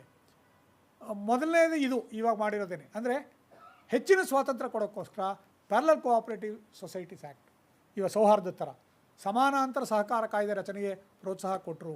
ಹೆಚ್ಚಿನ ರಾಜ್ಯಗಳು ಬಳಸ್ಕೊಳ್ಳಿಲ್ಲ, ಆ ಮಾತು ಬೇರೆ. ಗುಜರಾತಲ್ಲಿ ಬಳಸ್ಕೊಳ್ಬೋದಾಗಿತ್ತು ಅಂತ ನಾನು ಸ್ವಲ್ಪ ಕೆಲವ್ರ ಹತ್ರ ಚರ್ಚೆ ಮಾಡಿದಾಗ ಅವ್ರು ಏನು ಹೇಳಿದ್ರು, ಗುಜರಾತಲ್ಲಿ ಈಗಾಗಲೇ ನಮ್ಮಷ್ಟೆಲ್ಲ ಕಷ್ಟ ಇಲ್ಲ, ಅವರಾಗಲೇ ಅವರ ಕಾಯ್ದೆನಲ್ಲೇ ಅಳವಡಿಸ್ಕೊಂಡ್ಬಿಟ್ಟಿದ್ದಾರೆ ಅಂತಾರೆ. ಅಂದರೆ ರಾಜ್ಯದ ಸರ್ಕಾರ ಪ್ರತ್ಯೇಕವಾದ ಕಾಯ್ದೆಯನ್ನು ಆಂಧ್ರ ಮತ್ತು ಕರ್ನಾಟಕದಲ್ಲಿ ತಂದಿದ್ದರೂ ಕೂಡ, ನಮ್ಮ ರಾಜ್ಯದಲ್ಲಿ ತಂದಿದ್ದರೂ ಕೂಡ, ಗುಜರಾತ್ ಅಂತ ರಾಜ್ಯಗಳು ತಮ್ಮ ಕಾಯ್ದೆಯನ್ನೇ ಉದಾರ ಮಾಡಿಬಿಟ್ಟಿದೆ ಅಂತಾರೆ. ಅದು ಒಂದು ಕೇಂದ್ರದ ಒಂದು ಶಿಫಾರಸಿನ ಫಲನೇ. ಯಾಕೆಂದರೆ ಪ್ರತ್ಯೇಕವಾದ ಆ್ಯಕ್ಟ್ ಯಾಕೆ, ನಮ್ಮ ಆ್ಯಕ್ಟ್ನ ಲಿಬರಲ್ ಮಾಡ್ತೀವಿ, ನನಗೆ 2ನೇ ಆ್ಯಕ್ಟ್ ಯಾಕೆ ಅಂತ ಹೇಳೋದು. ಆದ್ದರಿಂದ ಭಾಳ ರಾಜ್ಯಗಳಲ್ಲಿ ಇದು ಬರಬೇಕು. ಅಫ್ಕೋರ್ಸ್ ನಾವು ಹೇಳ್ತೀವಿ ಕರ್ನಾಟಕ ಮಾದರಿ ಆಗಲಿ, ಬೇರೆಯವರು ನಮ್ಮನ್ನು ಅನುಸರಿಸ ಬೇಕಾಗಿಲ್ಲ. ಯಾಕೆಂದ್ರೆ ನಾವು ಇರೋ ಕಾಯ್ದೆನ ಪೂರ್ತಿ ಬದಲಾಯಿಸ್ಬಿಟ್ರೆ ಇನ್ನೊಂದು 2 ಕಾಯ್ದೆ ಯಾಕೆ? ಅದು ಒಂದು. ಆದ್ದರಿಂದ ಗುಜರಾತಲ್ಲಿ ಇಲ್ಲ ಅನ್ನೋದಕ್ಕೇನು ಅದರಲ್ಲೇನು ನನಗೇನು ದೊಡ್ಡ ಇದು ಅವ್ರು ಹೇಳಿದ ಪ್ರಕಾರ, ನಮ್ಮ ಗೆಳೆಯರು ಹೇಳಿದ ಪ್ರಕಾರ ಸಮಾನಾಂತರ ಸಹಕಾರ ಕಾಯ್ದೆ ರಚನೆ ಪ್ರೋತ್ಸಾಹ, ಅಥವಾ ತಮ್ಮ ಕಾಯ್ದೆಯನ್ನೇ ಉದಾರೀಕರಣಗೊಳಿಸ್ಬೋದು, ಉದಾರ ಮಾಡ್ಬೋದು. ಸರ್ಕಾರದ ಇಂಟರ್ವೆನ್ಷನ್ ಕಡಿಮೆ ಇರೋ ಥರ ಮಾಡಬಹುದು. ಕೃಷಿ ಪತ್ತಿನ ಸಹಕಾರಿಗಳ ಬಲವರ್ಧನೆಗೆ ವೈದ್ಯನಾಥನ್ ಸಮಿತಿ ಮಾಡಿದ್ರು. ಆ ವೈದ್ಯನಾಥನ್ ಸಮಿತಿಯಲ್ಲಿ ಮೊದಲೇ ಹೇಳಿದಾಗೆ ಪ್ಯಾಕ್ಸು ಅದಕ್ಕೆಲ್ಲ ಅದು ಅನೇಕ ಪ್ರಾಥಮಿಕ ಕೃಷಿ ಪತ್ತಿನ ಸಹಕಾರ ಸಂಘಗಳ ಬಂಡವಾಳ ಹೊರಟೋಗ್ಬಿಟ್ಟಿತ್ತು. ಸುಮಾರು 10,000 ಕೋಟಿ ಕೊಟ್ಟಿದ್ದಾರೆ ಕೇಂದ್ರ ಸರ್ಕಾರ ಅವುಗಳನ್ನು ಆ ಬಂಡವಾಳ ತುಂಬಿಸ್ಕೊಳಕ್ಕೆ. ಯಾಕೆಂದರೆ ಅದು ಇಲ್ಲದಿದ್ದರೆ ಕೃಷಿಕರಿಗೆ ಸಾಲ ಸಿಗಲ್ಲ, ರೈತರಿಗೆ ಸಾಲ ಸಿಗಲ್ಲ. ಅಷ್ಟು 10,000 ಕೋಟಿ ಬಂಡವಾಳ ಕೊಟ್ಟಿದ್ದಾರೆ, ಅದೊಂದು ಮಾಡಿದ್ದಾರೆ. ಆಮೇಲೆ ಕರ್ನಾಟಕದೊಳಗೆ 5-6 ಬ್ಯಾಂಕ್ಗಳು ಬೇರೆ ರಾಜ್ಯಗಳಲ್ಲೂ ಇರುತ್ತೆ, ಅದರ ಬಂಡವಾಳ ಹೋಗಿದ್ದು ಅದನ್ನು ಕೂಡ ತುಂಬಿಕೊಟ್ಟಿದ್ದಾರೆ. ಸಹಕಾರ ಸಂಘ, ಆಮೇಲೆ ಇನ್ನೊಂದು ಪ್ಯಾಕ್ಸ್ಗೆ, ಪ್ರಾಥಮಿಕ ಕೃಷಿ ಸಹಕಾರ ಸಂಘಗಳಿಗೆ ಒಂದು ಏಕರೂಪ ಲೆಕ್ಕ ಪದ್ಧತಿ, ಏಕರೂಪ ಲೆಕ್ಕ ಪದ್ಧತಿಯನ್ನು ಒಂದು ಮಾಡೋದು. Common accounting system, CAS. ಎಲ್ಲ ಸುಮ್ಮನೆ ಏನೋ ಅವ್ರು ಇಷ್ಟ ಬಂದಂಗೆ ಲೆಕ್ಕ ಇಡೋದು, ಸರಿಯಾಗಿ ಲೆಕ್ಕಪತ್ರಗಳು ಇರ್ತಿರಲಿಲ್ಲ. ಅದಕ್ಕೆಲ್ಲ ತರಬೇತಿ ಎಲ್ಲ ಕೊಟ್ಟು ಮಾಡಿದ್ರು. ಆಮೇಲೆ ಸಹಕಾರ ಸಂಘಗಳ ಸ್ವಾಯತ್ತತೆಗೆ ಅದನ್ನು ಬಲಪಡಿಸೋ ದೃಷ್ಟಿಯಿಂದ 97th amendment to the constitution, ಸಂವಿಧಾನದ 97ನೇ ಇದು ಸಹಕಾರ ದೃಷ್ಟಿಯಿಂದ ಬಹಳ ಮುಖ್ಯ. ಅದೊಂದು 1-2 ಅಂಶಗಳು ಮಾತ್ರ ಮುಂದೆ ಹೇಳ್ತೀನಿ ಇನ್ನೊಂದು 2 ನಿಮಿಷದಲ್ಲಿ. ಸಹಕಾರ ಸಚಿವಾಲಯದ ರಚನೆ 2021ರಲ್ಲೋ ಏನೋ ಸಹಕಾರ ಸಚಿವಾಲಯ, ಕೋಆಪರೇಟಿವ್ ಮಿನಿಸ್ಟ್ರಿ ಸ್ಥಾನ. ಇವಾಗ ಶಾ ಅವರು ಅದಕ್ಕೆ ಸಹಕಾರ ಮಂತ್ರಿ ಆಗಿದ್ದಾರೆ. ಕರ್ನಾಟಕದಲ್ಲಿ ರಾಜಣ್ಣ ಅವರು, ಸಿದ್ದರಾಮಯ್ಯನವರು ಮಂತ್ರಿಮಂಡಲದಲ್ಲಿ ರಾಜಣ್ಣ ಅವರಾಗಿದ್ದಾರೆ. ಇದು ಅಂದರೆ ಕೇಂದ್ರ ಸರ್ಕಾರ ಸುಮ್ಮನೆ ಕೂತಿಲ್ಲ, ಸಹಕಾರವನ್ನು ಬಲಪಡಿಸೋದಕ್ಕೆ ಪ್ರಯತ್ನಗಳು ನಡೀತಾನೇ ಇದೆ ಅನ್ನೋದಕ್ಕೆ ವೈದ್ಯನಾಥನ್ ಸಮಿತಿ ಇದು ಹೇಳಿದ್ದಾಯಿತು. 97ನೇ ತಿದ್ದುಪಡಿಯಲ್ಲಿ 2 ಬಹಳ ಮುಖ್ಯ. ಮೊದಲನೇದು, ಸಹಕಾರ ಸಂಘಗಳ ಸ್ಥಾಪನೆ ಒಂದು ಪ್ರಾಥಮಿಕ ಹಕ್ಕಾಗ, ಸಾಂವಿಧಾನಿಕ ಹಕ್ಕು. ಇದು ಮೊದಲಿರಲಿಲ್ಲ ಸಂವಿಧಾನದೊಳಗೆ, ಆ ಸೆಕ್ಷನ್ 19(1)(c) ಒಳಗೆ ಇರಲಿಲ್ಲ. ಅದರಲ್ಲಿ ಬೇರೆ ಏನೋ ಕೊಟ್ಟಿದ್ರೆ ಹೊರತು ಸಹಕಾರ ಸಂಘಗಳು ಅನ್ನೋ ಪದವನ್ನು ಬಳಸಿರಲಿಲ್ಲ. ಸಹಕಾರ ಸಂಘಗಳು ಅನ್ನೋ ಪದವನ್ನು ಸೇರಿಸಿ ಸಹಕಾರ ಸಂಘ ಅಂದರೆ ಏನು ಅಂತ ಹೇಳಿ ಸ್ವಾಯತ್ತವಾಗಿ ಪ್ರಜಾಸತ್ತಾತ್ಮಕವಾಗಿ ಕೆಲಸ ಮಾಡ್ತದೆ, ಸ್ವಇಚ್ಛೆಯಿಂದ ಬಂದಂಥ ಸಂಸ್ಥೆ ಅಂತ ಅದನ್ನು ವ್ಯಾಖ್ಯೆ ಕೊಟ್ಟು ಅದನ್ನು ಸೇರಿಸಿರೋದು ಒಂದು ಬಹಳ ದೊಡ್ಡ ಬಲ, ಕಾನೂನಿಕ ಬಲ ಮತ್ತು ಸಾಂವಿಧಾನಿಕ ಬಲ. ಅದು ಮೊದಲನೇದು. ಇನ್ನೊಂದು ಭಾಗ 4 ಕಾನ್ಸ್ಟಿಟ್ಯೂಷನ್ನ 4ನೇ ಭಾಗ, ಪಾರ್ಟ್ 4, ಸರ್ಕಾರವು ಸಹಕಾರ ಸಂಘಗಳ ಸ್ಥಾಪನೆ, ಸ್ವಾಯತ್ತ ಕಾರ್ಯನಿರ್ವಹಣೆ ಮತ್ತು ಪ್ರಜಾಸತ್ತಾತ್ಮಕ ನಿಯಂತ್ರಣ ಮತ್ತು ವೃತ್ತಿಪರ ಮ್ಯಾನೇಜ್ಮೆಂಟ್ನ ಉತ್ತೇಜಿಸತಕ್ಕದ್ದು ಎಂದು ವಿಧಿಸುವ ಆರ್ಟಿಕಲ್ 43(b)ಯನ್ನು ಸೇರಿಸಲಾಗಿದೆ. 43(b)ನಲ್ಲಿ ಸರ್ಕಾರ ಇದು ಪ್ರೋತ್ಸಾಹ ಕೊಡಬೇಕು ಅಂತ ಸಂವಿಧಾನದಲ್ಲಿ ಹೇಳಿಬಿಟ್ಟಿದ್ದಾರೆ. ಆ ಪಾರ್ಟ್ 4 ಒಳಗೆ ಸೆಕ್ಷನ್ 43(b) ಸೇರಿಸಿದ್ದಾರೆ. ಇವೆರಡು ಬಹಳ ಮಹತ್ವದ್ದು. ಆದ್ದರಿಂದ ಸಹಕಾರಕ್ಕೆ ಉತ್ತೇಜನ ಕೊಡೋಕ್ಕೆ ಮಾಡಿರುವಂಥ ಕೆಲಸ. ಸಹಕಾರ ಸಚಿವಾಲಯದ ಬಗ್ಗೆ ಹೇಳಿದ್ದಾಗಿದೆ. ಒಟ್ಟಿನಲ್ಲಿ ಅದರ ಉದ್ದೇಶ ಏನಂದರೆ, ಸಹಕಾರದಿಂದ ಸಮೃದ್ಧಿ ಅನ್ನೋ ಸ್ಲೋಗನು, ದೇಶದಲ್ಲಿ ಸಹಕಾರ ಚಳವಳಿಯನ್ನು ಬಲಪಡಿಸೋದಕ್ಕೆ ಅದಕ್ಕೆ ಪ್ರತ್ಯೇಕವಾದಂಥ ಅಡ್ಮಿನಿಸ್ಟ್ರೇಟಿವ್, ಲೀಗಲ್ ಆ್ಯಂಡ್ ಬೇರೆ ಥರ ಸಪೋರ್ಟು, ಪಾಲಿಸಿ, ಅದರ ಫ್ರೇಮ್ವರ್ಕನ್ನು ಮಾಡುತ್ತೆ. ನೀತಿ ನಿಯಮಗಳು, ಅದಕ್ಕೆಲ್ಲ ಚೌಕಟ್ಟನ್ನು ಮಾಡುವಂಥ ಒಂದು ಇದಕ್ಕೆ ಹೆಚ್ಚು ಒತ್ತು ಸಿಗುತ್ತೆ. ಈ ಸಂಯುಕ್ತ ಸಹಕಾರಿ ಅಂತ ಹೇಳಿದೆ, ಇದು ಒಂದು ಮಾತಲ್ಲಿ ಹೇಳಬೇಕಾದ್ರೆ, ಯಾಕಂದ್ರೆ ಸಮಯನೂ ಮೀರ್ತಾ ಇದೆ, ಒಂದು ಮಾತಲ್ಲಿ ಹೇಳಬೇಕಾದ್ರೆ ಫ್ರೆಂಡ್, ಫಿಲಾಸಫರ್ ಆ್ಯಂಡ್ ಗೈಡ್, ಕನಿಷ್ಠ ಹಸ್ತಕ್ಷೇಪ ಮಾಡುತ್ತೆ. ಕನಿಷ್ಠ ಆಯ್ಕೆ ಆಗಿರುತ್ತೆ, 5 ವರ್ಷಕ್ಕೊಂದು ಸಲ ಆಯ್ಕೆ ಆಗ್ತಾರೆ ನಿರ್ದೇಶಕರು. ಅವರು ಇದನ್ನು ಫ್ರೆಂಡ್, ಫಿಲಾಸಫರ್ ಆ್ಯಂಡ್ ಗೈಡ್ ಆಗಿ ಇದನ್ನು ಮುನ್ನಡೆಸ್ತಾರೆ, ತರಬೇತಿ ಕೊಡ್ತಾರೆ. ಅವ್ರದ್ದೇ ಒಂದು ಡಿಪ್ಲೊಮಾ ಇದೆ, ಮೊದಲೇ ತೋರಿಸ್ತೆ ಪತ್ರಿಕೆ ಇದೆ. ಮತ್ತು ಇದು ನಮ್ಮ ಬೆಂಗಳೂರಿನಲ್ಲಿ ಅದರ ಕೇಂದ್ರ ಕಚೇರಿ ಇದೆ. 4 ವಲಯ ಕಚೇರಿಗಳಿದೆ, ಬೆಂಗಳೂರು, ಮೈಸೂರು, ಗುಲ್ಬರ್ಗ, ಬೆಳಗಾಂ 4 ಕಡೆ ಇದೆ. ಪ್ರತಿಯೊಂದು ಜಿಲ್ಲೆಯಲ್ಲೂ ಒಂದು ಕಚೇರಿ ಇದೆ. ಇವರು ಅದನ್ನು ನಿಯಂತ್ರಿಸ್ತಾರೆ ಫ್ರೆಂಡ್, ಫಿಲಾಸಫರ್ ಆ್ಯಂಡ್ ಗೈಡ್ ಆಗಿ. ಇದು ಒಂದು ಯಶಸ್ವಿ ಪ್ರಯೋಗ.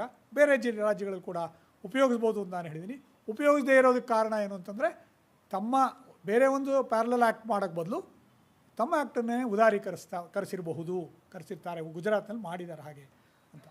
ಸಹಕಾರ ಸಂಸ್ಥೆಗಳ ಅಗತ್ಯ ಇದ್ದೇ ಇದೆ ಅನ್ನೋದನ್ನು ಈಗಾಗಲೇ ನಾನು ಹೇಳಿರೋ ಅಂಶಗಳಲ್ಲಿ ನೋಡಿದ್ರೆ ಇದ್ದೇ ಇದೆ. ಯಾಕೆಂದರೆ ಕಮರ್ಷಿಯಲ್ ಬ್ಯಾಂಕ್ಸ್ ಆಗಲಿ, ಬೇರೆ ಸಂಸ್ಥೆಗಳು, ಕಮರ್ಷಿಯಲ್ ಸಂಸ್ಥೆಗಳು ಬರೀ ಬ್ಯಾಂಕು ಅಂತ ಹೇಳಲ್ಲ, ಹೇಗೆ ಕೆಲಸ ಅವ್ರಿಗೆ ಮಾರಾಟಗಾರಿಕೆ ಲಾಭ ಅಷ್ಟೇ ಮುಖ್ಯ. ಬೇರೆ ಕಳಕಳಿಗಳೆಲ್ಲ ಕಾಣೋದಿಲ್ಲ. ಅವ್ರು ಹೇಳ್ತಾರೋ ಏನೋ ಗೊತ್ತಿಲ್ಲ, ಬೇರೆ ಕಳಕಳಿಗಳು ಕಾಣೋದಿಲ್ಲ. ಭಾಳ ದೊಡ್ಡ ಸಂಸ್ಥೆಗಳು, ಅಂತರ ಜಾಸ್ತಿ ಇರುತ್ತೆ, ಆತ್ಮೀಯತೆ ನಮ್ಮ ಸಂಸ್ಥೆ ಅಂತ ಬರಲ್ಲ. ಭಾಷೆ, ಅವ್ರು ಬಳಸೋ ಭಾಷೆ ನಮ್ಮ ಭಾಷೆ ಅಲ್ಲ, ಅಂದರೆ ಸಾಮಾನ್ಯರ ಭಾಷೆ ಅಲ್ಲ. ಆದ್ದರಿಂದ ಇದು ಚಿಕ್ಕ ಸಂಸ್ಥೆ, ಸರಳವಾದ ಸಂಸ್ಥೆ, ಇದು ಉಳಿಬೇಕು, ಬೆಳಿಬೇಕು ಅನ್ನೋದು ಮನಗಂಡಿದೆ ಮೊದಲಿಂದ ಭಾರತ. ಅದರಿಂದ ಸತತವಾಗಿ ಅದು ಶ್ರಮಿಸ್ತಾ ಇದೆ. ಅದರಿಂದ ಅಗತ್ಯ ಇದ್ದೇ ಇದೆ. ಮುಂದಿನ ಹಾದಿ ಸಹಕಾರ ಪತ್ತಿನ ಸಂಸ್ಥೆಗಳದ್ದು ಮುಖ್ಯದು. ಪತ್ತಿನ ಸಂಸ್ಥೆ ಬಗ್ಗೆ ಮಾತ್ರ ನಾನು ಹೇಳ್ತೀನಿ, ಯಾಕೆಂದರೆ ಉಳಿದಿದ್ದೆಲ್ಲ ಭಾಳ ದೊಡ್ಡ ಕ್ಷೇತ್ರ, ಎಲ್ಲದ್ರ ಬಗ್ಗೆ ಅಲ್ಲೆಲ್ಲ ಇದಾಗೂ ಇದೆ. ಈ ಪತ್ತಿನ ಸಂಸ್ಥೆಗಳಲ್ಲಿ ನಾವು ದೌರ್ಬಲ್ಯ ಹೆಚ್ಚಾಗಿ ಕಾಣಿಸ್ತಿರೋದು ನಮಗೆ ಇವಾಗ ಅಲ್ಲಿ, ಮುಖ್ಯವಾಗಿ ಸಾಮಾನ್ಯ ಜನಗಳಿಗೆ ಅಲ್ಲಿ ಭಯ ಇರೋದು. ಪಾರದರ್ಶಕತೆಯ ಕೊರತೆ, ವೃತ್ತಿಪರತೆಯ ಅಭಾವ, ಪ್ರೊಫೆಷ್ನಲಿಸಮ್ ಇಲ್ಲ, ಗವರ್ನೆನ್ಸ್ ಸರಿಯಾಗಿಲ್ಲ, ಟ್ರಾನ್ಸ್ಪರೆನ್ಸಿ ಇಲ್ಲ, ಸರಿಯಾಗಿ ತಿಳಿಸ್ತಾ ಇಲ್ಲ ಸದಸ್ಯರಿಗೆ ಇತ್ಯಾದಿ. ಅನಗತ್ಯ ರಾಜಕೀಯ ಹಸ್ತಕ್ಷೇಪ, ಅಸಮರ್ಪ ಸಾಲ ನೀಡಿಕೆ, ಸ್ವಜನ ಪಕ್ಷಪಾತ ಇವೆಲ್ಲ ಇದೆ. ಇದನ್ನು ಮಾಡದೇ ಹೋದರೆ ಅದು ಉಳಿಲಾರದು. ಬಹುಶಃ ಸರ್ಕಾರದ ಸಹಕಾರ ಬ್ಯಾಂಕ್ಗಳಿಲ್ಲದೆ ಹೋದರೂ ಕೂಡ ಏನು ಸಹಕಾರ ಚಳುವಳಿಗೆ ಏನಂಥ ತೊಂದರೆ ಏನಾಗಲ್ಲ. ಬ್ಯಾಂಕಿಂಗ್ ಕ್ಷೇತ್ರದಲ್ಲಿ ಸ್ವಲ್ಪ ದುರ್ಬಲ ಆಗಿ, ಈಗಲೂ ದುರ್ಬಲನೇ, ಅದು ಮುಂದುವರಿಬೋದು, ಅದು ಆಗಕೂಡ್ದು, ಅದು ಇನ್ನೂ ಸಬಲಗೊಳ್ಳಬೇಕು. ಈ ದೇಶದ ಸಾಧನೆ ಬಹಳ ಚೆನ್ನಾಗೇ ಇದೆ. ಕರ್ನಾಟಕದ ಸಾಧನೆಯೂ ತುಂಬಾ ಚೆನ್ನಾಗಿದೆ, ಇಲ್ಲ ಅಂತಲ್ಲ. ಏನೇ ವೈಫಲ್ಯಗಳು ಅಲ್ಲಲ್ಲಿ ಕಾಣಿಸುತ್ತೆ, ಇಲ್ಲ ಅಂತಲ್ಲ, ಚೆನ್ನಾಗಿದೆ. ಆದರೆ ನಂಬಿಕೆ, ಸಹಕಾರದಲ್ಲಿ ನಂಬಿಕೆ ಕಳ್ಕೊಂಬಿಡ್ಬಾರ್ದು ಜನ. ಆ ಸ್ಥಿತಿಗೆ ಹೋದರೆ ಕಷ್ಟ. ಅಂಥ ದಿನಗಳು ಬರಲಾರದು ಅನ್ಕೋತೀನಿ. ಸದಸ್ಯರು ಹೆಚ್ಚಾಗಿ ಪಾಲ್ಗೊಳ್ಬೇಕು, ಜಾಗೃತಿ ಹೆಚ್ಚಾಗಬೇಕು, ತಂತ್ರಜ್ಞಾನದ ಬಳಕೆ ಆಗಬೇಕು, ಆಡಳಿತ ಉತ್ತಮ ಆಗಬೇಕು, ವೃತ್ತಿಪರತೆ ಬರಬೇಕು, ಸಹಕಾರ ಚಳುವಳಿ ಹಾಗೆ ಮುಂದುವರಿಬೇಕು ಅಂತ ಹೇಳಿ ನನಗೆ ಅನಿಸುತ್ತೆ. ನಿಮ್ಮ ಪ್ರಶ್ನೆಗಳಿದ್ದರೆ ನಿಮಗೆ 10ರಿಂದ 15 ನಿಮಿಷ ಸಮಯ ಐತಿ. 7 ಗಂಟೆ 15.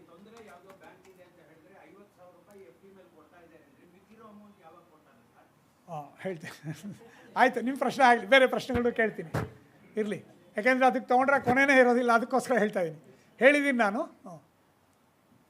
ಬೇರೆ ಪ್ರಶ್ನೆಗಳಿದ್ದರೆ ಕೇಳಿ, ಬೇರೆ ಯಾವುದು. ಹಾಂ ಹಾಂ ಹೌದು. ಇತ್ತೀಚೆಗೆ ತಾವು ಲಾಸ್ಟ್ ಇಯರ್ ಒಂದು ಇದನ್ನ ನೋಡಿರ್ಬೋದು.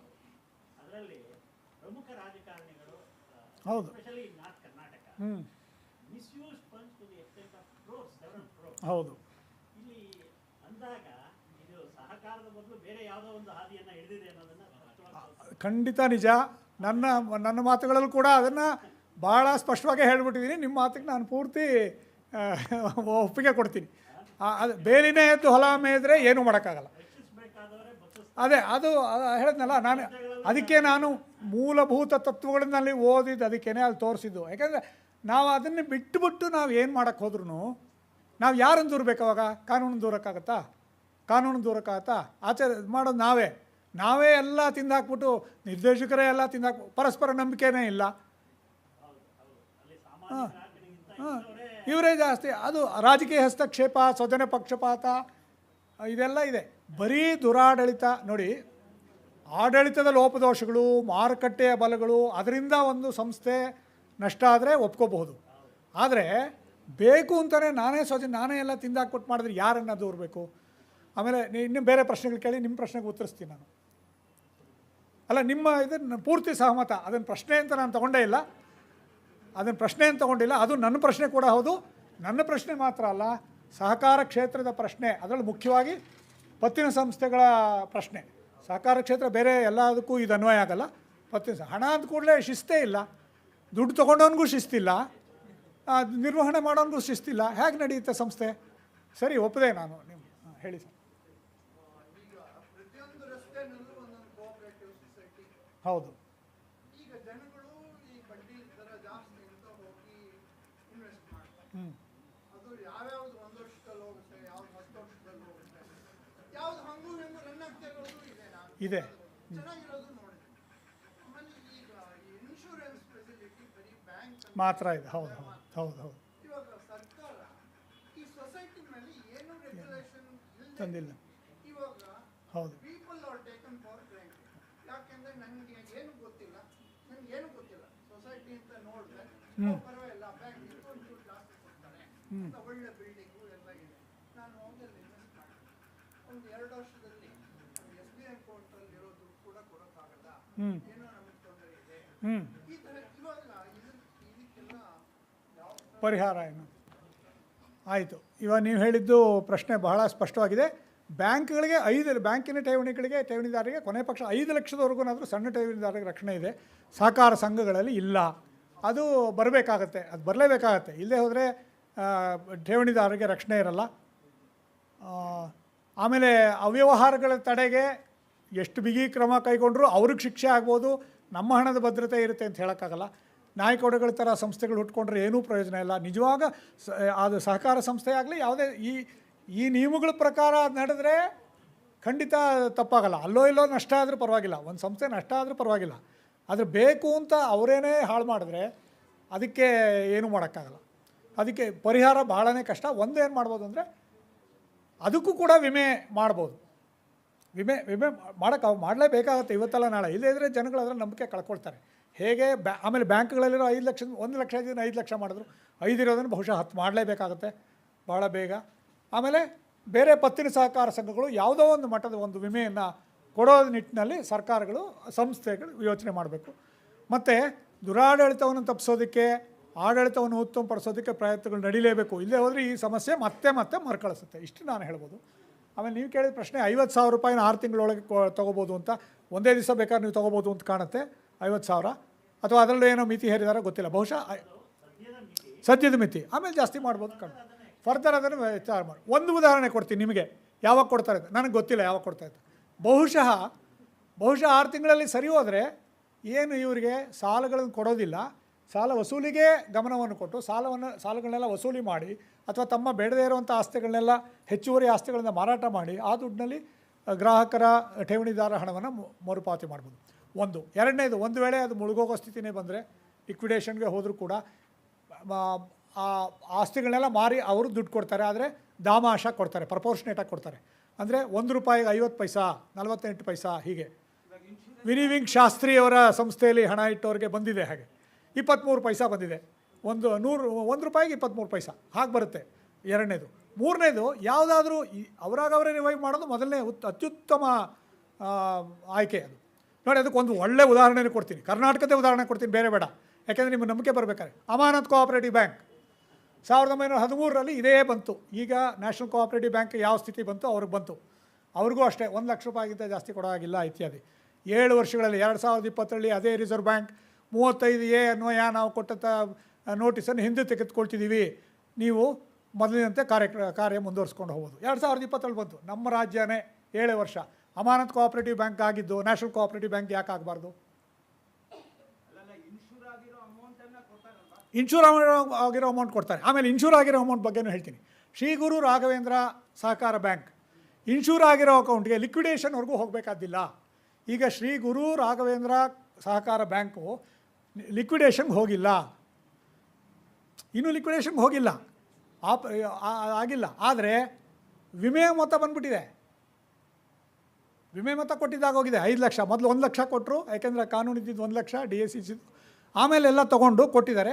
ಕೆಲವರು ಕೊಡದೇ ಇರೋರು ಮತ್ತೆ ಸಲ್ಲಿಸ್ಬೋದು, ಅಕಸ್ಮಾತ್ ಬಂದಿಲ್ಲದೆ ಇರೋರು ಇನ್ನೂ ಸಲ್ಲಿಸ್ಬೋದು. ಅನೇಕರಿಗೆ ಬಂದುಬಿಟ್ಟಿದೆ 5 ಲಕ್ಷ ಅಂತ ನಾನು ಕೇಳಿದ್ದೀನಿ, ಅದು ನನಗೆ ಸರಿಯಾಗಿ ಗೊತ್ತದು.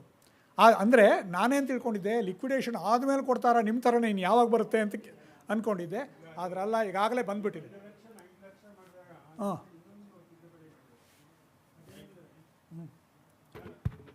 ಹೇಳಿ.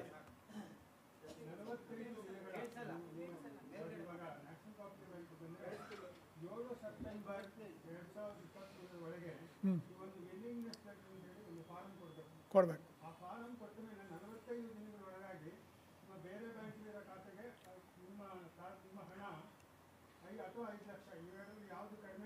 ಹಾಂ, ಸೇರಿಸಿ 5.5 ಲಕ್ಷ ನಿಮಗೆ ಸಿಗುತ್ತೆ, ಜಮಾ ಆಗುತ್ತೆ.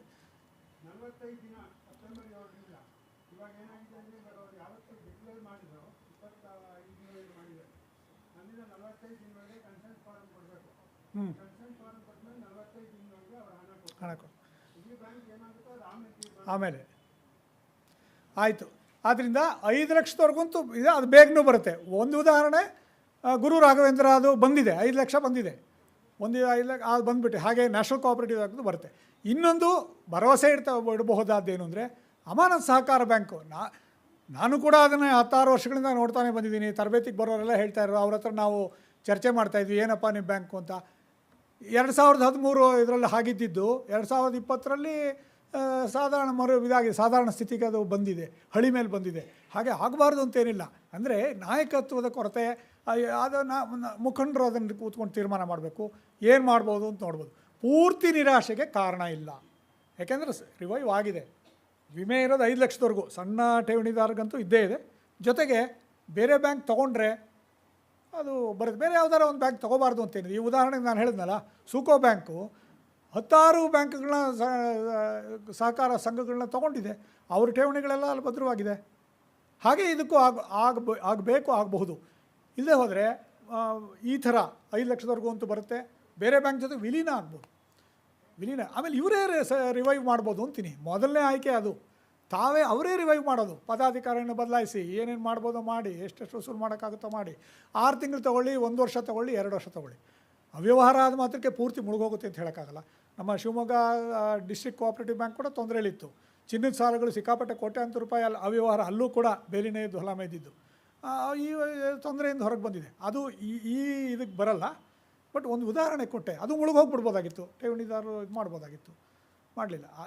ಆಶಾವಾದಕ್ಕೆ ಕಾರಣ ಇದೆ, ಆದರೆ ಆತಂಕನೂ ಇದ್ದೇ ಇದೆ, ಆತಂಕ ಇದೆ. ಇನ್ನೂ ಒಂದೇನಂದ್ರೆ ಇಲ್ಲಿ ನಮ್ಮ ಗುರು ರಾಘವೇಂದ್ರ ತಾವು ಹೇಳಿದಾಗ ಏನಾಯ್ತು, ಮುಂಚೆ insurance cover only for 1 lakh. 1 lakh, ಹೌದು. ಆದರೆ ಇಲ್ಲಿ because of too much of political ಹೌದು, they have increased correct, 5 lakh. ಖಂಡಿತ ನಿಜ ಇಲ್ಲ ಅಂದ್ರೆ ಅದು ಆಗ್ತಾ ಇರಲಿಲ್ಲ, ಎಲ್ರಿಗೂ ಅದು ಬೆನಿಫಿಟ್ ಆಗಿದೆ. ಆದರೆ ಆ ಒಂದು ಮಟ್ಟದ ಒತ್ತಡವನ್ನು ಕೇಂದ್ರದಲ್ಲಿ ತಂದು ಹೌದು, ಖಂಡಿತ ಹೌದು, ನಿಜ. ಅದೇ ಆಗಬೇಕೀಗ ಅಂತ. 5 ಇರೋದು ನಾಳೆ 10 ಆಗಬಾರ್ದು ಅಂತ ಏನಿದೆ? ಅಲ್ಲ, ರಾಜಕೀಯ ಇಚ್ಛಾಶಕ್ತಿ ಬೇಕಲ್ಲ.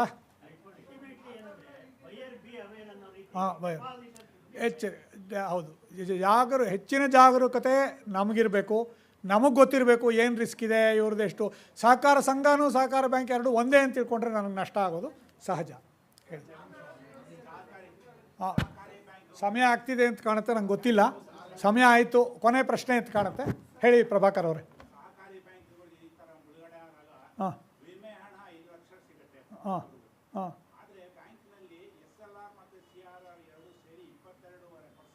ಹಾಂ ಹೌದು,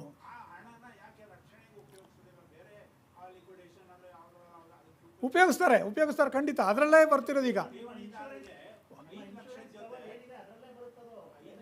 ಅಲ್ಲ, ಇನ್ಶೂರೆನ್ಸ್ ಅಲ್ಲ, ಅವ್ರು ಹೇಳ್ತಿರೋದು CRSLR 22% ಇರುತ್ತಲ್ಲ, ಅದನ್ನು ಉಪಯೋಗಿಸ್ತಾರೆ ಪ್ರಭಾಕರ್ ಅವರೇ. ಇಲ್ಲ, ಆ ಮಿತಿ ಒಳಗೆ ಕೊಡ್ತಾರೆ. ನೀವು ಹೇಳ್ತಿರೋದು ಸರಿ, ಅದನ್ನು ಉಪಯೋಗಿಸೇನೆ ಇವ್ರಿಗೆ 50,000 1 ಲಕ್ಷ ಕೊಡ್ತಿರೋದು. ಅದರಿಂದನೇ ಠೇವಣಿ ಮೇಲೆ ಬೇರೆ 100ಕ್ಕೆ 22 ರೂಪಾಯಿ ಇದೆಯಲ್ಲ, ಅದನ್ನು ಉಪಯೋಗಿಸ್ಕೊಂಡೇ ಈ ಮಿತಿಲಿ ಕೊಡ್ತಾ ಇರೋದು. ಇಲ್ದಿದ್ರೆ ಆಗೋದೇ ಇಲ್ಲ, ಕೊಡೋಕ್ಕೆ ಆಗಲ್ಲ.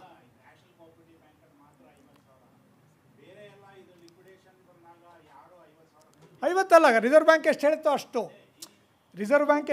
ಅಷ್ಟು ಉಪಯೋಗಿಸ್ಕೋಬಹುದು. ಉಪಯೋಗಿಸ್ಕೊಂಡೇ ಹೀಗೆ ಕೊಡೋದು. ಹಾಗೆ ಉಪಯೋಗಿಸ್ಕೊಂಡೇ ಕೊಡೋದಕ್ಕೆ ಅವಕಾಶ ಮಾಡಿಕೊಟ್ಟಿರುತ್ತೆ ರಿಸರ್ವ್ ಬ್ಯಾಂಕು. ಮಿತಿ ಯಾಕೆ ಹೇರ್ತಾರೆ ಅಂದರೆ, ಇಲ್ದಿದ್ರೆ ಒಬ್ಬನೇ ಜಾಸ್ತಿ ತೊಗೊಂಡ್ಬಿಡ್ತಾನೆ. ಇಲ್ದಿದ್ರೆ ಏನು ಮಾಡ್ತಾನೆ, ಒಬ್ಬನೇ 50 ಲಕ್ಷ ತೊಗೊಂಡ್ಬಿಡ್ಬೋದು. ಅದನ್ನು ತಪ್ಪಿಸೋದಕ್ಕೆ ಮಿತಿ ಹಾಕಿರ್ತಾರೆ. ಅಂದರೆ ಎಲ್ರಿಗೂ ಈ 22 ರೂಪಾಯಿ ಇದೆಯಲ್ಲ, ಅದರಲ್ಲಿ ಎಲ್ರಿಗೂ ಸಿಗಲಿ ಅನ್ನೋ ದೃಷ್ಟಿಯಿಂದ ಮಿತಿ ಇಟ್ಟಿರ್ತಾರೆ ರಿಸರ್ವ್ ಬ್ಯಾಂಕು. ಹಾಂ,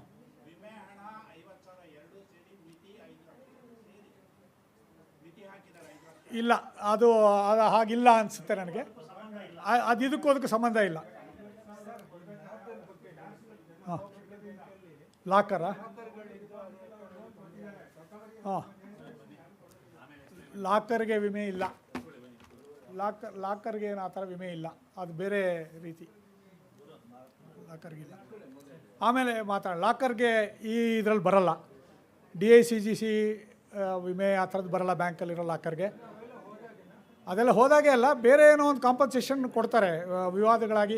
ಯಾಕೆಂದರೆ ಎಷ್ಟು ಇಟ್ಟಿದ್ರು ಅಂತ ಗೊತ್ತಾಗೋದೇ ಇಲ್ವಲ್ಲ, ಅದಕ್ಕೆ ಲಾಕರಲ್ಲಿರೋದು ತೊಗೋಬೋದು. ಲಾಕರಲ್ಲಿರೋದು ನೀವು ನಿಮ್ಮ ವಸ್ತು ನೀವು ತೊಗೊಳಕ್ಕೇನು, ಅದೇನಾದರೂ ಅವ್ಯವಹಾರ ಆಗೋದು ಅದನ್ನೇ ಎತ್ಕೊಂಡ್ಬಿಟ್ಟಿದ್ರೆ ನಾನು ಹೇಳೋದು, ನಿಮ್ಮ ಲಾಕರ್ ನೀವು ತೊಗೊಳಕ್ಕೆ ಏನು ತೊಂದರೆ ಇಲ್ಲ ಸರ್, ಅದಕ್ಕೇನು ತೊಂದರೆ ಇಲ್ಲ. ನಿಮ್ಮ ಲಾಕರಲ್ಲಿ ನಿಮ್ಮ ಕೀ ಹಾಕಿ ತೊಗೊಳೋದಕ್ಕೆ ಅಡ್ಡಿ ಇಲ್ಲ.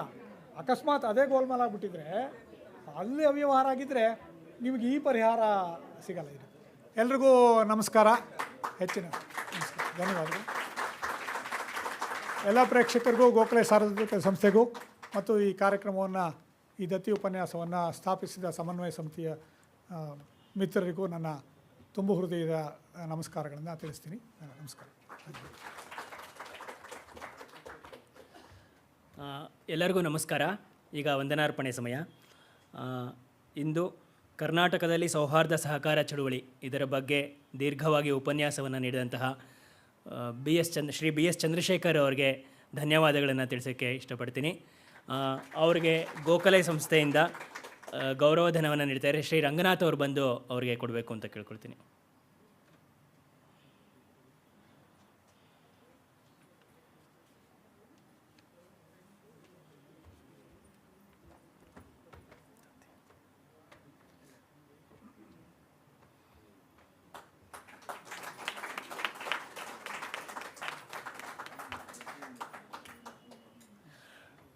ಈ ದತ್ತಿಯನ್ನು ಸ್ಥಾಪಿಸಿರುವಂಥ ಸಮನ್ವಯ ಸಮಿತಿ ಭಾರತೀಯ ಸ್ಟೇಟ್ ಬ್ಯಾಂಕ್ ಕನ್ನಡ ಸಂಘಗಳು ಇದರ ಪದಾಧಿಕಾರಿಗಳಿಗೂ ಧನ್ಯವಾದಗಳನ್ನು ತಿಳಿಸ್ತೀನಿ.